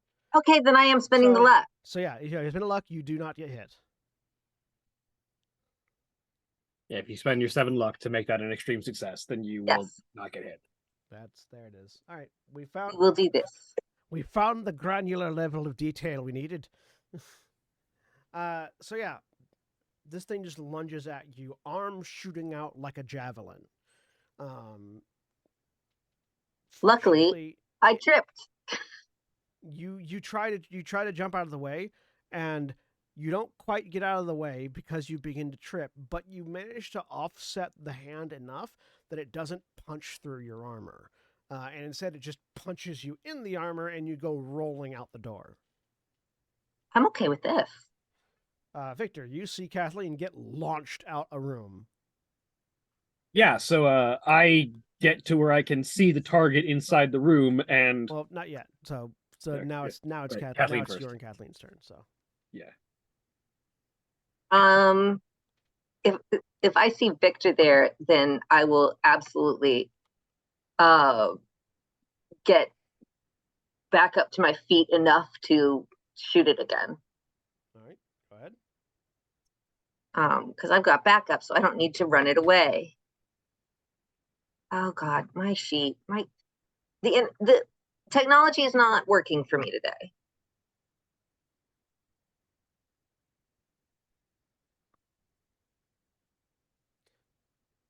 My sheet keeps scrolling by itself. Oh no. So I cannot click rolls because the sheet moves away from where Desperately need to get you a mouse and keyboard. it has nothing to do with that. Oh God damn it. Well, no, because it would change the input from from whatever's causing your touchpad and keyboard to keep scrolling. It would change the input to a different thing. I mean, it so doesn't you do that on any other screen. It's just that screen. Yeah. It's just my character sheet. but that is a failure on your handgun check. So yeah, fire, it misses, it goes wide. Victor. Yep. Victor will get to where they can see the target. Ah, well, there's plenty more of you ugly bastards. And It just looks like a human. yeah, with glowing eyes that are eaten with blood running down their face from the corpse they've been I eating. mean, fair on the blood. I certainly aren't glowing, just reflecting. Functionally, the difference is not severe. It's not big enough to keep us from being like, oh shit. I know, that's fair. That is a success with my Desert Eagle. All right.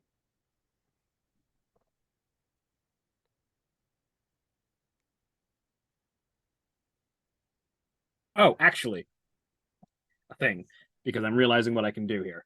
I am going to multi-attack with the Desert Eagle.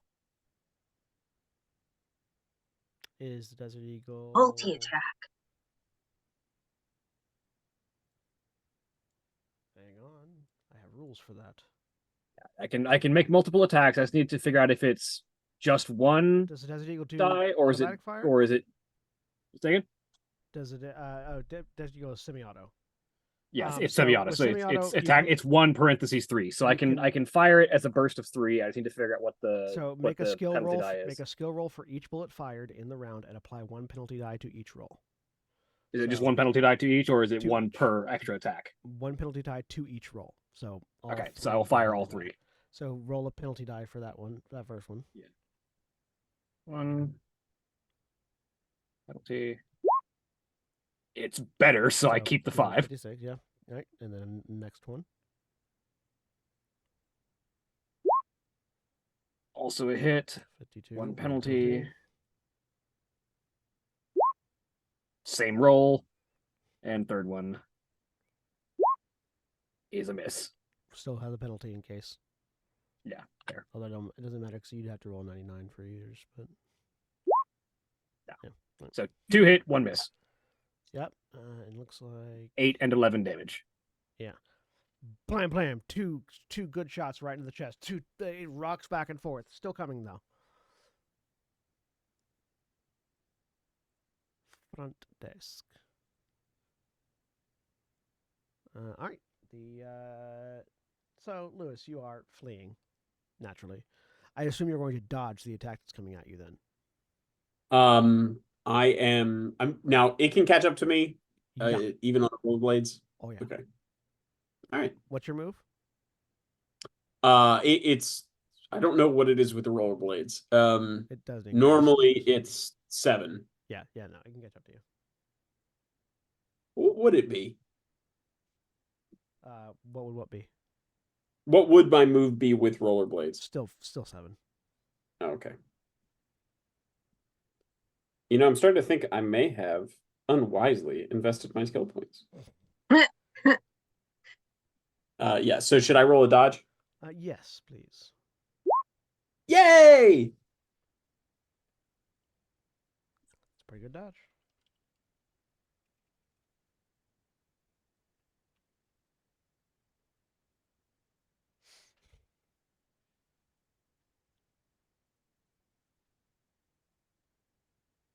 So you know how I've been rolling really poorly on all the monster attacks? Oh no. This one fumbled. Oh, Okay. So those of you that are running towards Lewis, you see Lewis starts to like throw himself out of the doorway, but apparently didn't need to because the creature that was charging after Lewis bursts out through the window next to Lewis, having missed him entirely. Glass scattering on the ground, and the two of you that are running that direction see this. Virginia, you recognize the receptionist that had checked you in, but at this point, all of her limbs have gotten longer, and have grown an extra joint that they didn't have before, as the arms just extended out, and the fingers have all elongated as well. Now that it it's has so great. I love that for her. now that it has transformed, it gets a second attack. Nope. So it's going to send that second attack at Lewis again as it picks itself up.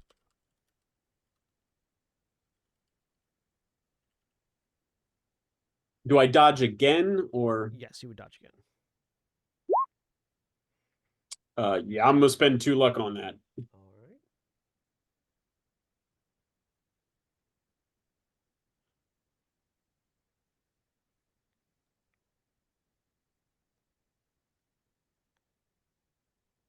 right. So you turn that into a success, which means that you dodge. So yeah, you successfully dodge the second attack as this elongated claw-like limb just swipes past you and drags these claw marks through the wall behind you.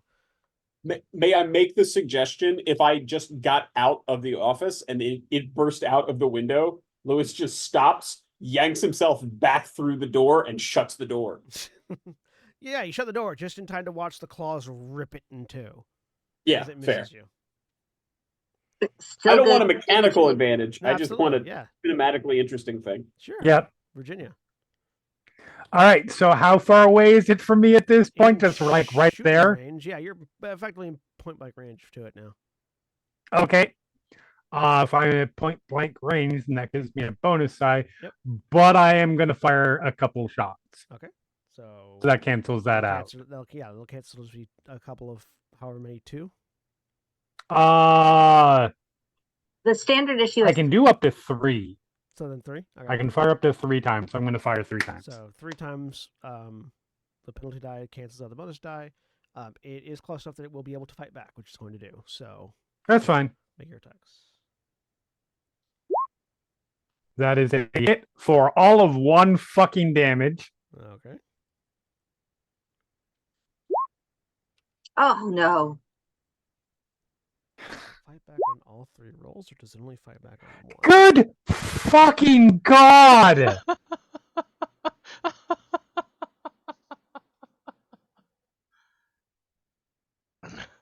I think it can only fight back on 1.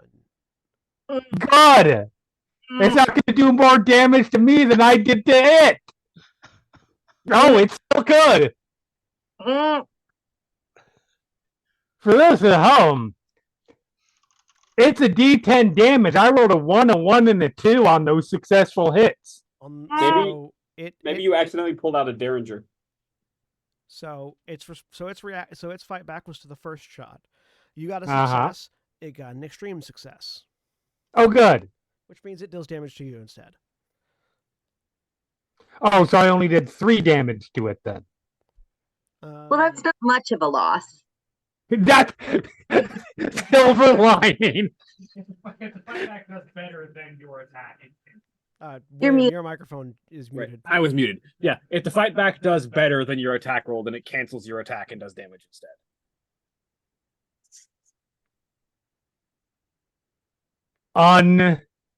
Unbelievable. You still get the other 2 shots off, though. Before, so you do see... that it doesn't do 10 damage to me, and then I go down. So you do see that the first shot doesn't seem to do anything. You watch the first shot hit it in the body, and it doesn't even seem to penetrate flesh. The second shot penetrates a little bit. Okay. It has armor 1. Ignore story damage.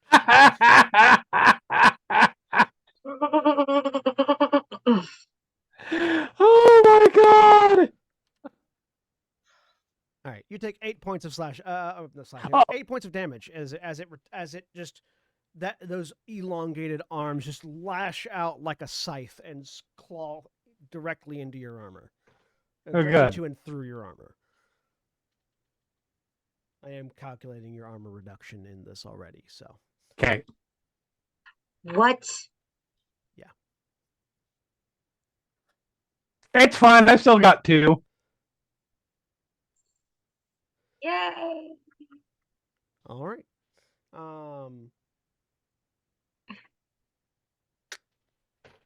Lillian. I don't think anybody texted you back. No. You're hearing more A little gunshots busy at the moment. and more yelling. Lillian, I guess, is gonna lock the door and stand there with the stun baton. All right, maybe a listen check.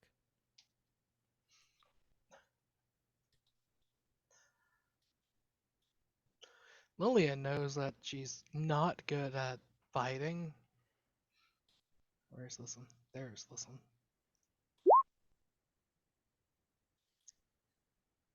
All right. Would you like to spend any luck on that? Sure. So that'll be 19 luck? That's 27 29. Or 29 luck to make that a 29 success. luck. Math is not my good strong point. All right. You spend 29 luck. So yeah, you lock the door, and you step back and you pull out your stun baton. I should point out, unless, I mean, obviously these things are monsters, so they very much might. But baseline, unless they have something special like a supernatural ability, a target may not fight back against or dodge a firearm attack as they can a fighting attack. Except unless they are within a certain range for certain. No, monsters. it just says, even in the point blank range, it says they cannot dodge or fight back. It says they can make an attack to try and disarm the target, but not that they specifically can't dodge or fight back because it's a gun. I think that is one of the big benefits of using firearms. Yeah, the benefit of using a firearm Let me is double they check the can't thing dodge that or I fight read. back. Hang on. Let me double check the thing that I The read. drawback is you don't get to add build damage or like it runs out of ammo. The funny part is it won't mean that it took any more damage. I was going to say. It might mean that you're not almost dead, though. Fact.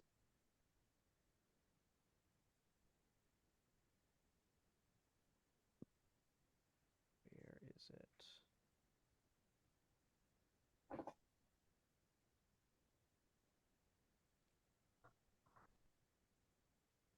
Too much information.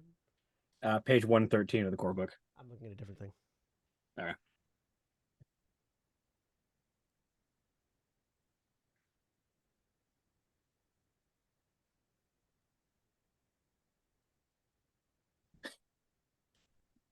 I'm sorry. The quote from H.P. Lovecraft at the top of the firearm section. It is true that I have sent 6 bullets through the head of my best friend, and yet I hope to show by this statement that I am not his murderer.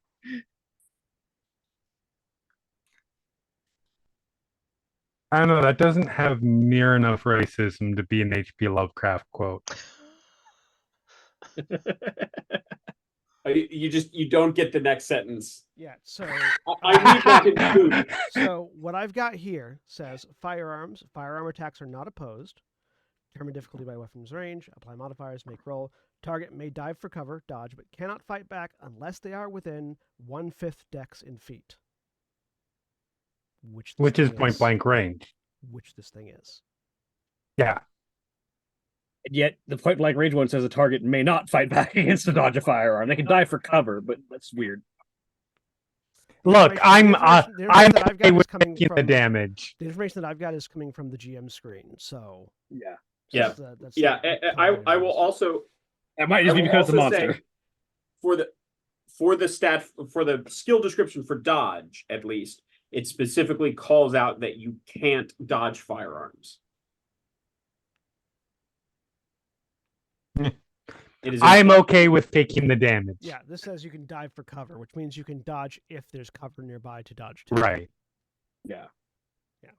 Because it's funny if I take the damage. Yeah. And dramatic. Yeah, they can't dodge, which is why I haven't been rolling when you guys have been firing when you're outside, when you're not in there, Right. in their strike back range. but they can swipe at you. It's for those watching at home. The Call of Cthulhu combat rules are labyrinthine at best and convoluted at worst. I mean, that's appropriate for Call of Cthulhu. It is, yes. Anyways, Maybe not for a tabletop RPG, but you know. So Lillian, having reduced your luck to, having spent your luck to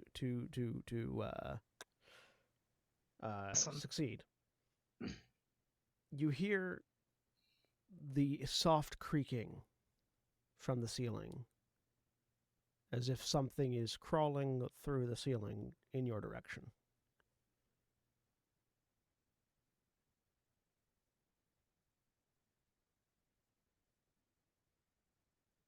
I think now's a good time to leave the hotel room. So unlock the door, open it, step out. And I presume I could see Virginia and them like just down the wall They're around towards the the corner office. from you. Okay. So. Vanessa.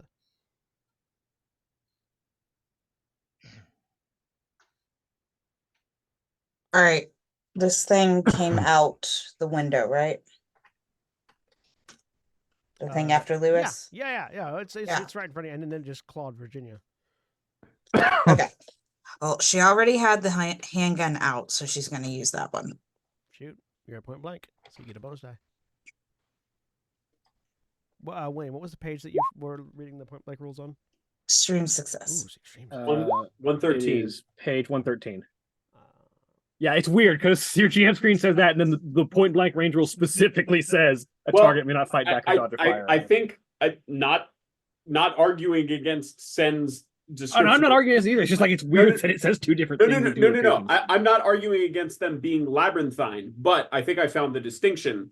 On 108, it specifically says ranged missile attacks, such as bows and thrown weapons. That's the section that says you can't fight back unless you're within 1/5. There's a distinction between ranged weapons and firearms. The sheet. The GM sheet specifically indicates firearms, though. Yeah. When it's with the This when is it so says that. weird. Yeah, but the actual rule book distinguishes between the two. Yeah. You can fight back against a ranged weapon like a bow, but not against a firearm. I'm going to leave it with my current ruling until I've had a little bit more time to delve into the rules to see why that distinction isn't being made on my information, but it is being made. 100% fair. Fair enough. Yeah. Because that may be something that got updated at some point. Yeah. All right. Hang on a second. It tries to... Ooh. Your bonus die does nothing because you already had a 0.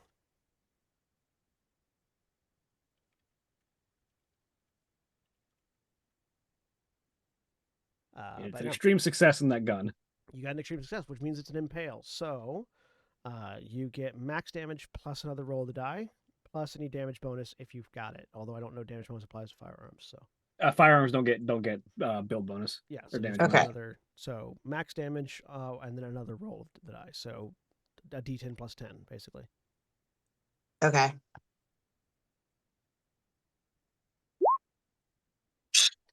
Eleven.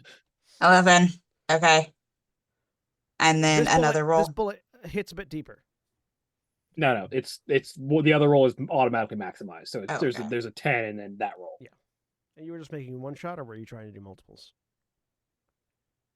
Multiples if possible. Okay. So yeah, so that would have been a penalty die then, which still wouldn't have mattered. So go ahead and make 2 more attacks with penalty die, or flat. It wouldn't have mattered. So just flat. Failure. Oh. and- This one, third attack. so Hard so- success. So roll another D10. I kind of want you to roll 1 just because I think it's really funny that we 8. keep So shooting. 11 and 8, not bad. So yeah, 2 solid shots into it. Still moving. Lewis. I will. Can I? So the door is gone. Mhm. Okay. I will skate to the other side of the desk, and then I will turn and kind of duck behind the desk and throw a dart at it. Make a throw check. Yes. I want to be clear. These are not like darts like you get in Dungeons and Dragons, which are basically like 2 foot long. No, this is small like javelins. a These bar yeah. game. Like a bar. Yeah. dart, yeah. Yeah, bar Yeah, so game he dart. just like Yeah. floats up, reaches into the pocket, pulls out. Um, I really hope this somehow does more damage than Jeremy's shooting. Fuck off. That would be hard. I mean, actually, wow. Gotta get good at darts. And I can't push combat rolls, right? no. Correct. Okay. Yeah. So it just goes flying off. Yeah. So Disturbingly close to my face. yeah, a dart Probably. goes flying out the window. You are actually very disturbingly close to the face because you were 2 points off from being Yep. a fumble. Actually, wait. Yep. Fumble is a 96. 96 to 100. 96 to 100. Okay. As long as if your score is less than 50, it's 96 to 100. If it's above 50, it's only 100. This is rapidly turning into the scene at the Winchester from Shaun of the Dead.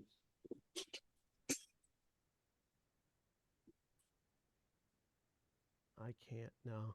I was wondering if I could spend some if I had a resource like with Wrath in Wrath and Glory. Like Ruin from Like from if Wrath I and could- Glory. If I could spend something to make that hit Virginia, but I can't. You should. I can't. You should have something you can spend on that. I feel like Don't.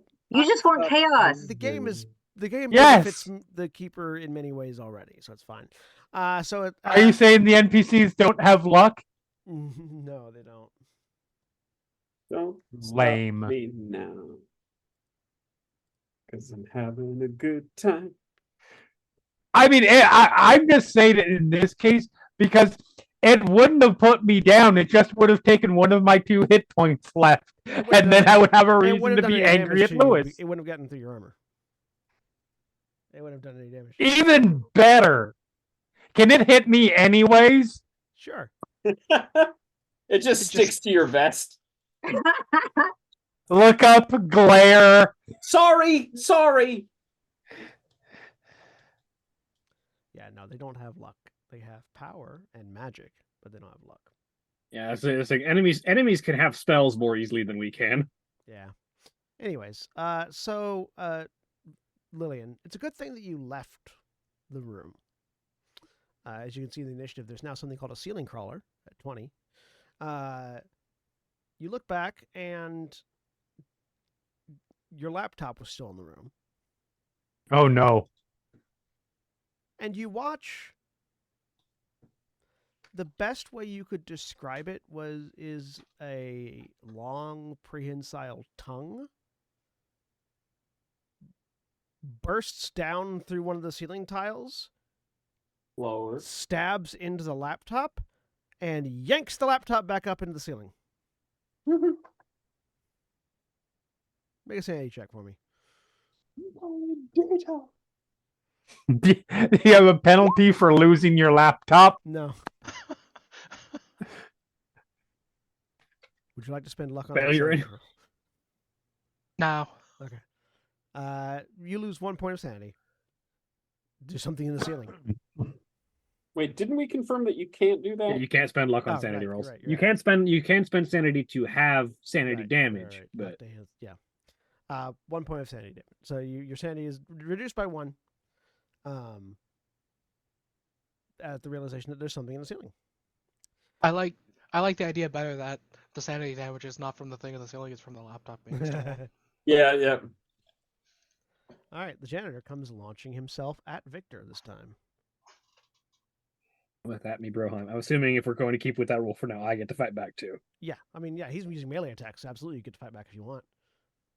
Just use I can appropriate can I skill. fight back with my gun, or does it have to do with a melee weapon? Let me take a look at fight back rules.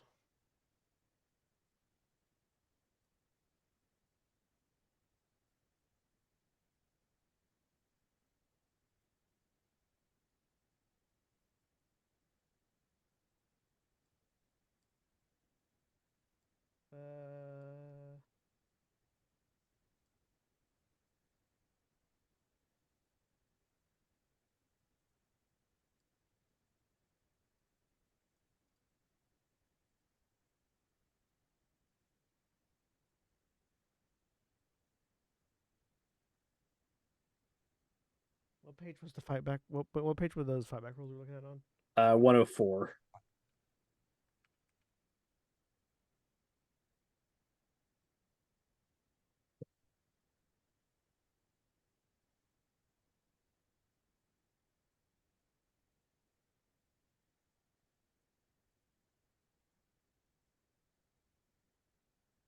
You have to use your fighting skill. Yeah. All right. In that case, I will dodge. Because I am not good with my sword. Yeah, it has to be a fighting skill, and shooting a gun is not a fighting skill, I don't think. That's part of why I was thinking, like, that's part of why it made sense to me that you can't dodge or fight back a gun, because you're not using a fighting skill, you're using firearms. Yeah. I will dodge. But also it does make sense that certain mythos monsters would be able to, because Yeah, it makes sense that like supernatural beings that can move faster than human bodies could dodge and fight back on firearms. Okay, so gotta make a dodge roll. Doge. I will spend the 11 luck I need to make that a success. Okay. So it is still it got a hard success. So Can I make that? I would need to spend. I don't think. Hang on. Spend before. I can push it spend, down to a hard success if I you have enough spend luck. after you know the results. I think so. Yeah. I believe his attack would come first anyway.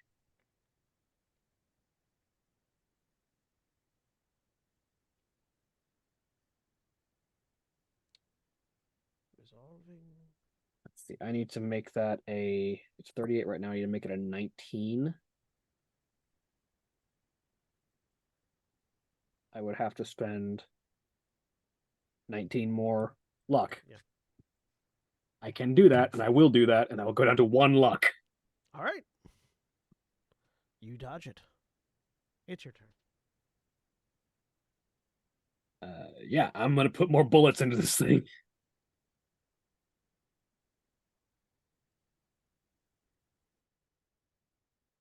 I will do another 3-round burst.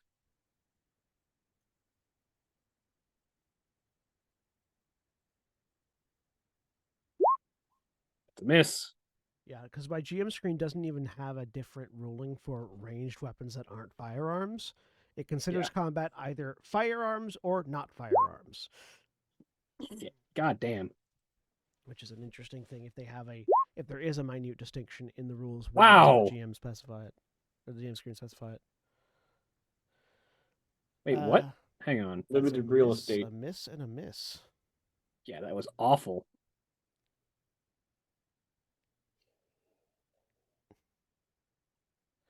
So yeah, you dodge and boom, boom, boom. Yeah, you're not able to tag it at all. Kathleen.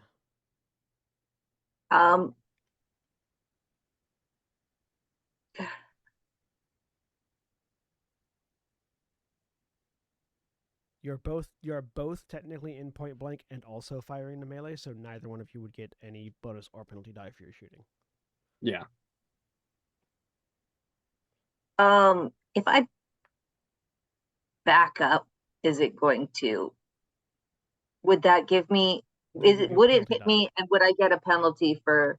It wouldn't hit you, but you would get a penalty die to shoot into melee when you're not in melee yourself. When you're not right next to it. Okay, then I'll just shoot it, I guess. Right? Do you want to do the full? Although multiple attacks would add another penalty, so then you would still get a penalty for doing multiple instead of one shot. No, I'm not good enough at shooting to be confident that I won't shoot Victor. All right, one shot. One shot, one opportunity. I'm not surprised. Yep. It will fight back against you because you are still with the melee with it. Oh no. But it misses. So you know what? There's a whole bunch of shooting and missing right now happening. I'm okay with that. As long as everybody's missing, I'm fine. All right. Jenny. Yep. Well, this thing is not dead yet, and neither am I. So one of those two things needs to change. Still in point blank. It says so. You're still in Let's point blank, but see. you're also firing in melee because Vanessa's also in point blank in melee with it. Uh huh. Yeah. That just means the fumble chance is higher, right? No, it means that you would have a Will I have a penalty die? you would have a penalty die for if you're trying to do multiple shots. Otherwise, for one shot it's just flat. Are all those two penalty dice for those multiple shots? Because 2 of those could have malfunctioned, but they did. I have a 50% chance. And I know with me that means I have a 0% chance. But if your fuck it, let's fire 3 shots anyway. If your handgun skill is 50, your fumble chance goes is at 96 and up rather than at 100. Well, for firearms, it's whatever the malfunction rating on the gun is. Yeah. Which is 98. Okay. So penalty for each of these, I'm shooting it 3 times. Okay. Real close. If it gets to 98. Hard success for 10 damage. That's still a success, regular success. Regular success. Because penalty die. Yeah. And hard success for 1 damage. none. So Yeah, for none. Yeah, because that's armor. Fucking really? it's going to strike back. It's going to miss. All right, so you put two good or you put one good shot into it and then one clipping one. I like how the Chaosium system has figured out, as appropriate to a Lovecraftian world, how to make my dice curse more annoying by making making me succeed, but not do any damage. It give me a medicine check with a penalty die. Okay. I don't think I need to roll a penalty die. Nope. Unless you want me to roll to see if I can 99 it. No. You're. I mean, yeah. You might. Let's roll it anyways. 39.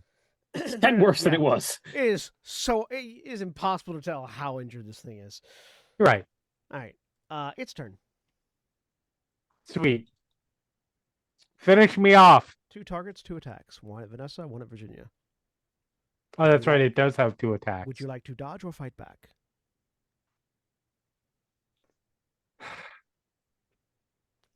Fight back would I feel like she is a fight.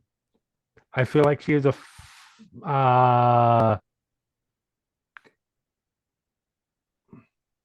What's my dodge?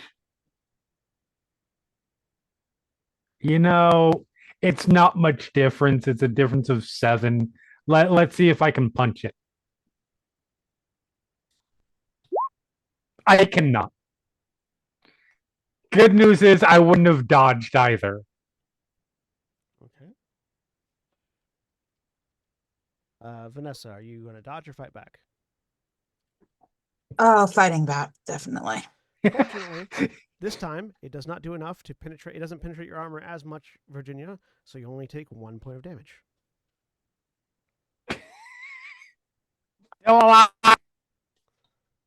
Sorry, what was that, Holly? Hmm? What were you doing? I said Fighting fighting back. So make a melee attack roll, whichever one you want to use. Roll. Would that be brawl? Yeah, Yeah. Unless you've got something better. No, I've got success. If it fails, you punch it in the face. It got an extreme success. Okay. Yeah. But you can't impale No on a fight impale, back. Yeah, no impale on a fight back. So, which is good because that means that it has a chance of not penetrating your armor.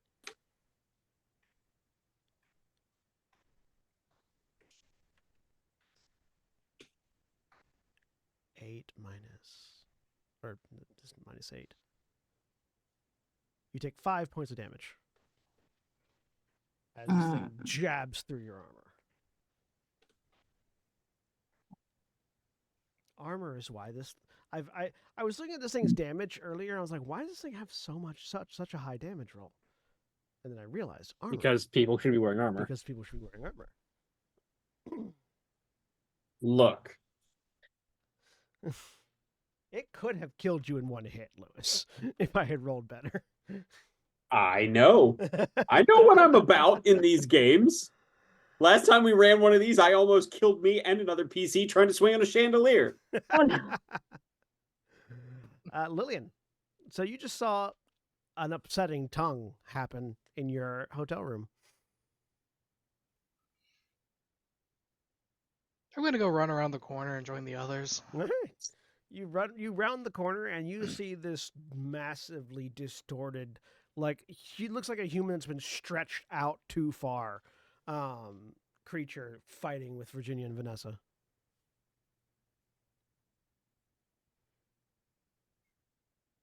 I suppose I can try to hit it with the Stompaton. You can. So let's try hitting it with the Stompaton. Oh hey. Let's see. It's gonna fight back because charging someone with a Stumpaton is not subtle. I love how the core book has a price for a bulletproof vest, but does not actually list the armor value of a bulletproof vest. I have that value here. The armor value. Well, it would be a flak vest in this particular case, which is, the armor value is 8.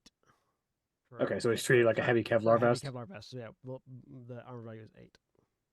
Cool.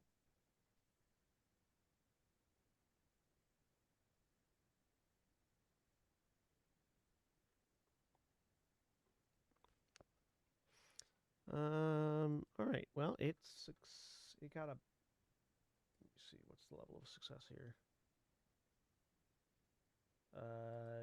It was a tie, which makes it for fight back. Fight back, the attacker wins. The initiator wins. So, go ahead and roll damage for your Stumpaton.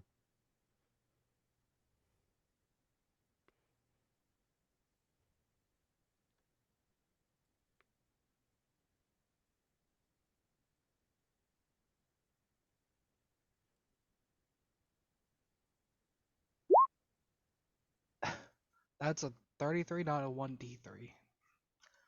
Hit the D. There we go. All right. Also, it's stunned. Yeah. What does stunned do? That's a good question. We had to look it up last time, too.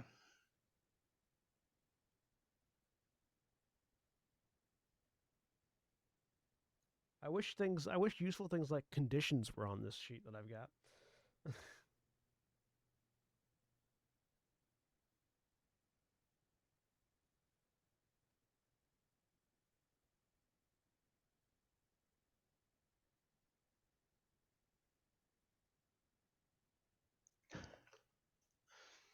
I wish the Call of Cthulhu PDF had bookmarks. Target may not act for 1d6 rounds or as the keeper indicates.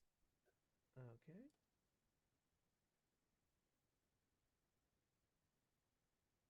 Let me take a look at this thing. Indicate a lot.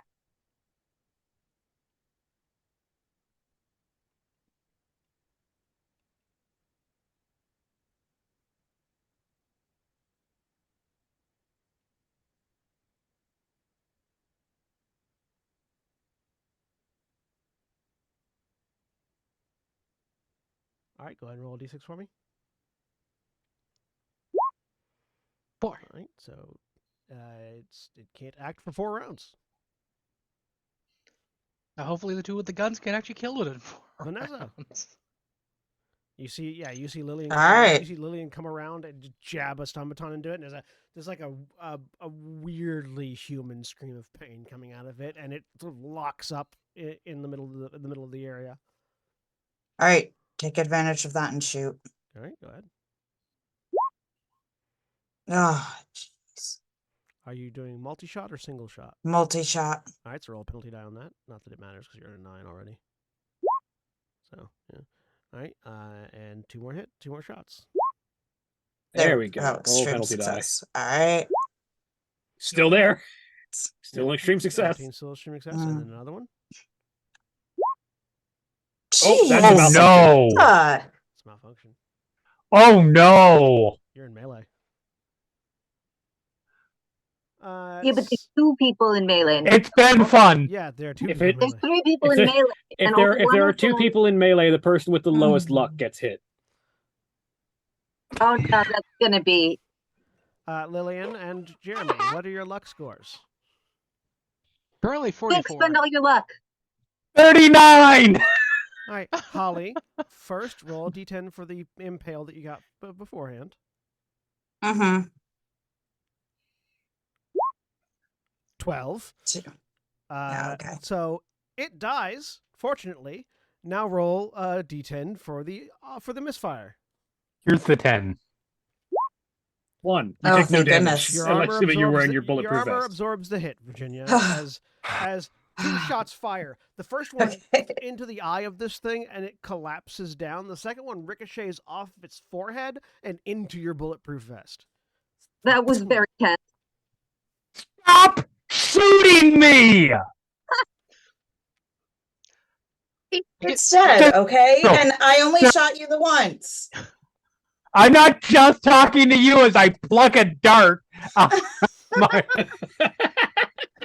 Yeah, you know what? Again, that was really on me. I feel like I set a bad example, and I just want to apologize for that. I proceed to throw it like at the door right next to your head, and then I fall over because I have 1 hit point. Lewis. Oh. I'd also like to point out that there's still more creatures and there's something in the ceilings here. Yep.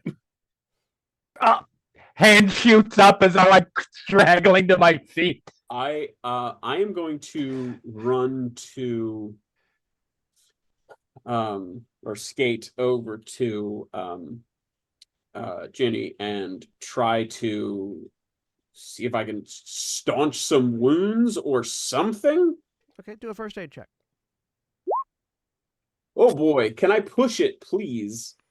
What will happen if I push? If you fail a push roll, you will knock her out. Like, do another You'll point drop of her to damage? 0. Yeah, you'll drop her to 0. And then she'll be dying.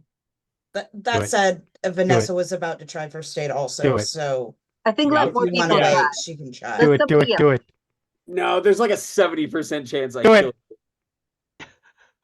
Jeremy. All right, so Lewis pushes the roll. And Never fails. don't push. So, yeah, no. Lewis comes out and attempts to apply first aid. The problem is, Lewis, that you're used to doing first aid on dummies that aren't like actively bleeding and are a little bit more resilient. So you go to like do You start chest, CPR? you go to do chest compressions to try to like staunch the bleeding, and there's a crack, Virginia, as everything goes black as one of your ribs pops loose. Lewis, you're pretty certain it's not supposed to make that sound. Oh no, it definitely is supposed to make that sound when you do CPR. It definitely is. No, this is a different sound. It's You definitely just not supposed don't to matter. generally do CPR on people that are still conscious and Broken breathing. ribs is the correct sound for CPR. It is. It Yes. is. It actually is. Fair. In that case, Lewis, The you're doing reason it that right. the reason that it's okay for ribs to break is because when you're doing CPR, it's because breathing is worse. someone's heart has stopped and you're trying to restart it. Fair. I love it so much. All right. So, Jeremy, go ahead and put a D in your health radius. I just marked the dying Okay, box. there you go. There you go. There's a Get straight off her, you're box. making it worse. You know what? You are, yeah. Move. Miss Reeds? Okay, I'm moving. Where- Can I also suggest that what happens is Lewis is coming over and getting into the first aid position and forgets that he's wearing his rollerblades and just cracks Ginny across the face with one of the blades as he's swinging his leg over? Absolutely, yes. I support this. All right. When you move, where do you move to, Lewis? I don't like that question. I love that question. Which side is I'm moving to the opposite side from Vanessa. Okay. So back towards the door. I don't think Lewis would go back towards that door. Although if it's the other side of Vanessa, yeah, he'd move away from Yeah, Vanessa. because Vanessa would So- be on the not door side because of where they came from. I guess so. Okay. Tongue lashes out at Lewis. I don't like the questions that you're asking. Do I love the questions you're asking. should I roll for a sanity loss? Because I feel like Lewis not doing great, having just Not right- knocked. Not right now, because the unfortunate accident of hurting someone that you're trying to help isn't quite enough to cause sanity loss. But don't worry, Okay. you'll have other opportunities. All right. Oh yay! Feel guilty about it for You now. can't dodge this because you don't know what's coming.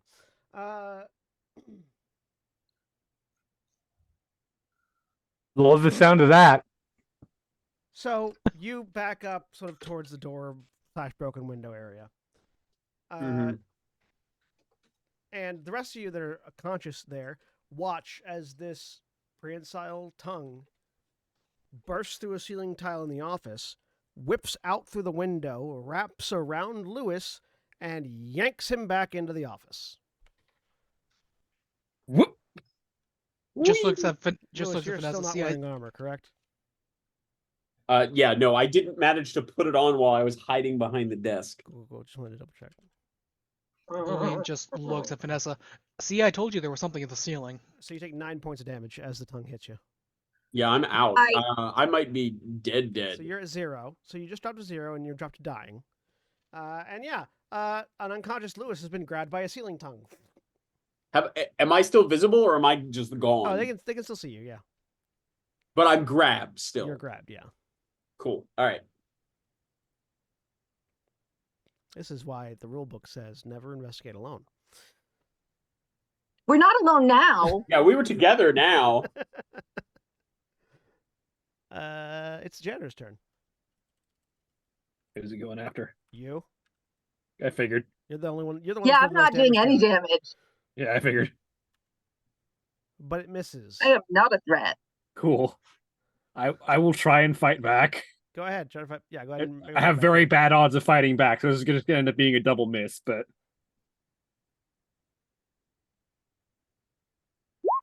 Yeah. Oh, wait!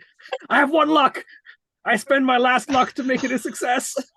But you have one single luck? Yes! Jesus. Hang on. I want to check and see if there's something that happens when you spin the last of your luck. I feel like there should be something that happens when you get to 0 luck. Really, I'm surprised it's not Jeremy that hit 0 first. I feel like you can't regenerate it anymore, but I might be making that up whole cloth. I feel like you're making that a whole cloth.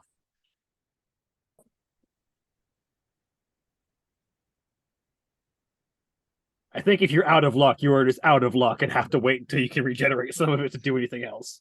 SOL. I can't avoid unconsciousness by spending luck.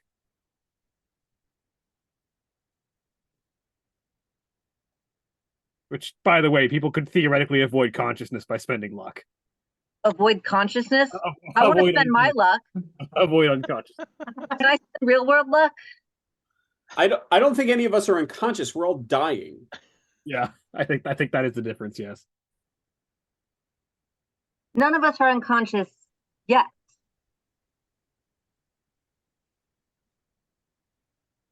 Give me a few rounds.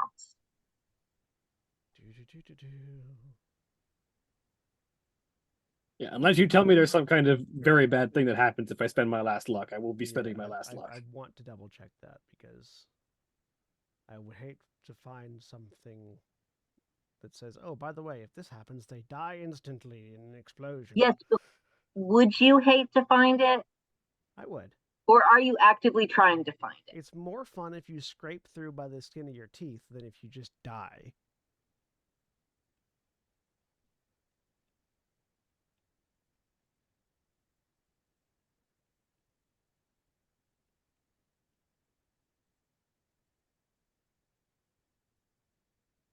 Chapter 5. See Chapter 5 for how luck is used.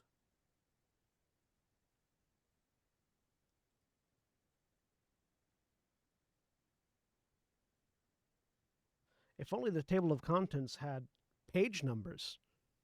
Yeah. You know? There it is. Oh, that would make it too easy.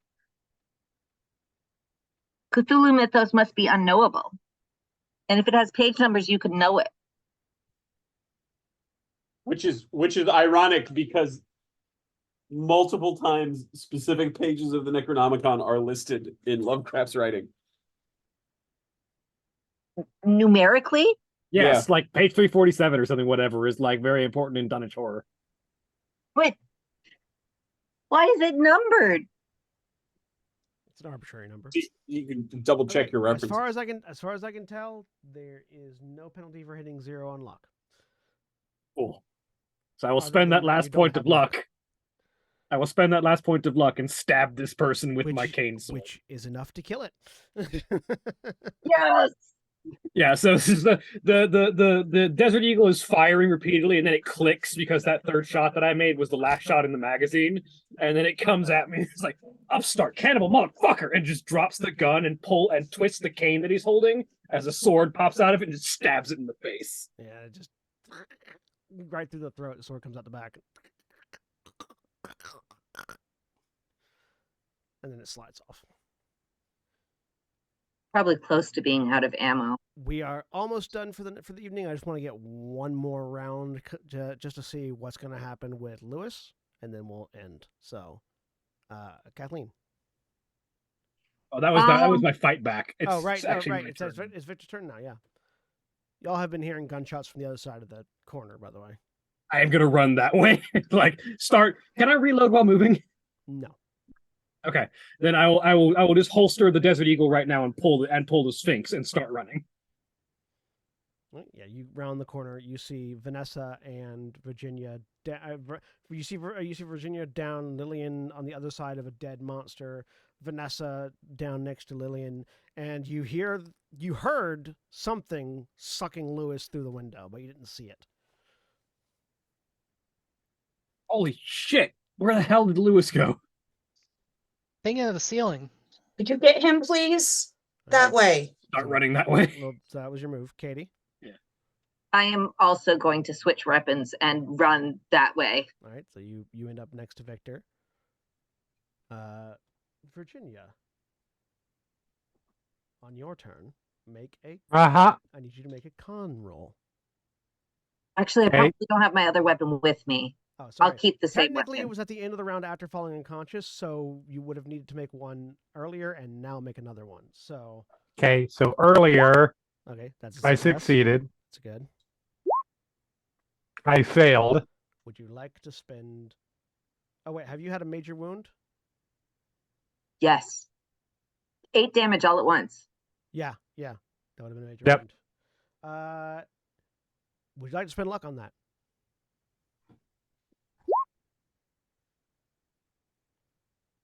I'm thinking. What happens if I don't? You die. Yeah, I suppose. Like I mean, this I'm was told not- because on the other hand, like I view Call of Cthulhu characters as the most expendable of the Oh, absolutely. characters. This side is paranoia, and it would. Y'all know how much I love the chaos bomb. Oh, yeah. Especially because technically it's Lewis's fault that you were out. Can I think about that? Sure, we'll let you think about it for a second. Okay. Lillian, you can see Lewis dangling from a tongue. Hey, Vanessa, you're better at fighting. You deal with that. I'm going to try to do first aid on Virginia. So whether or not that can do anything will depend on Jeremy's decision. So if we're going Right. to on that, we'll go ahead and skip forward to Vanessa. Okay, so then if Lillian says they're gonna do it. Okay. Where's Where's Lewis? You can see him dangling from a tongue inside the room. Okay. He I is wrapped up really in the tongue. how far away from me is he? You can get there, like it's within your move speed. I'd love to. Okay, I'm gonna do. I want to shoot the tongue, but I'm afraid I'm gonna shoot Lewis. Shoot the tongue.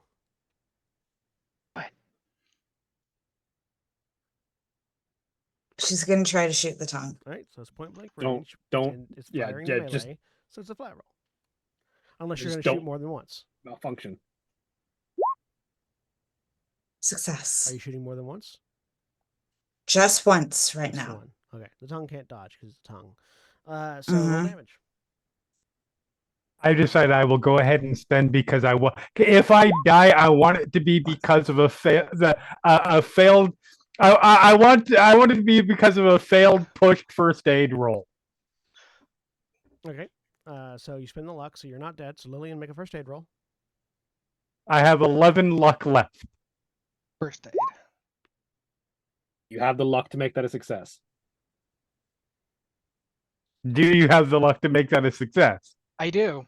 Do you want? I'm to? gonna push it instead. Oh no! Why would you do that? You can't spend luck on a pushed roll. You're the best. So You are so- objectively the best. Oh! Cliche. Get fucked. For those at home, it was pushed to an extreme success. Very good. Amazing. To be a 6 or lower. With a total skill of 30, by the way, so that is a 5. Holy shit! I was fully expecting to kill. So, For That's This why. is the kind of reason that I love this kind of you have situation. been temporarily stabilized. You get 1 hit point back, Virginia. Yeah, this system kicks ass. Fuck. You are still unconscious. Within the next hour, Right. someone needs to make a successful medicine check for you. But you have 1 hit point. Okay. Vanessa, you shoot the tongue. It does not drop Lewis. You didn't do enough damage to make it drop Lewis. Shoot. Lewis, make a con save. You bet. And I already rolled my one for last For time. last which time I went saw okay. it, it was a success. Would you like to spend luck to make this a success? I have to spend the amount to bring it down to a 60, right? Correct. Or Yeah. you die. Yeah, it seems arbitrary not to. Yeah. All right. I feel like if I live, you have to live, so we can yell at each other. Yeah, I think that's fair. Or I retroactively not spend the luck, and we come in as 2 entirely new characters. Absolutely. Yeah, but Alright, you're already so that's- unconscious. I want to take my luck back. No. Let's not play with our fellow party members' heartstrings, please.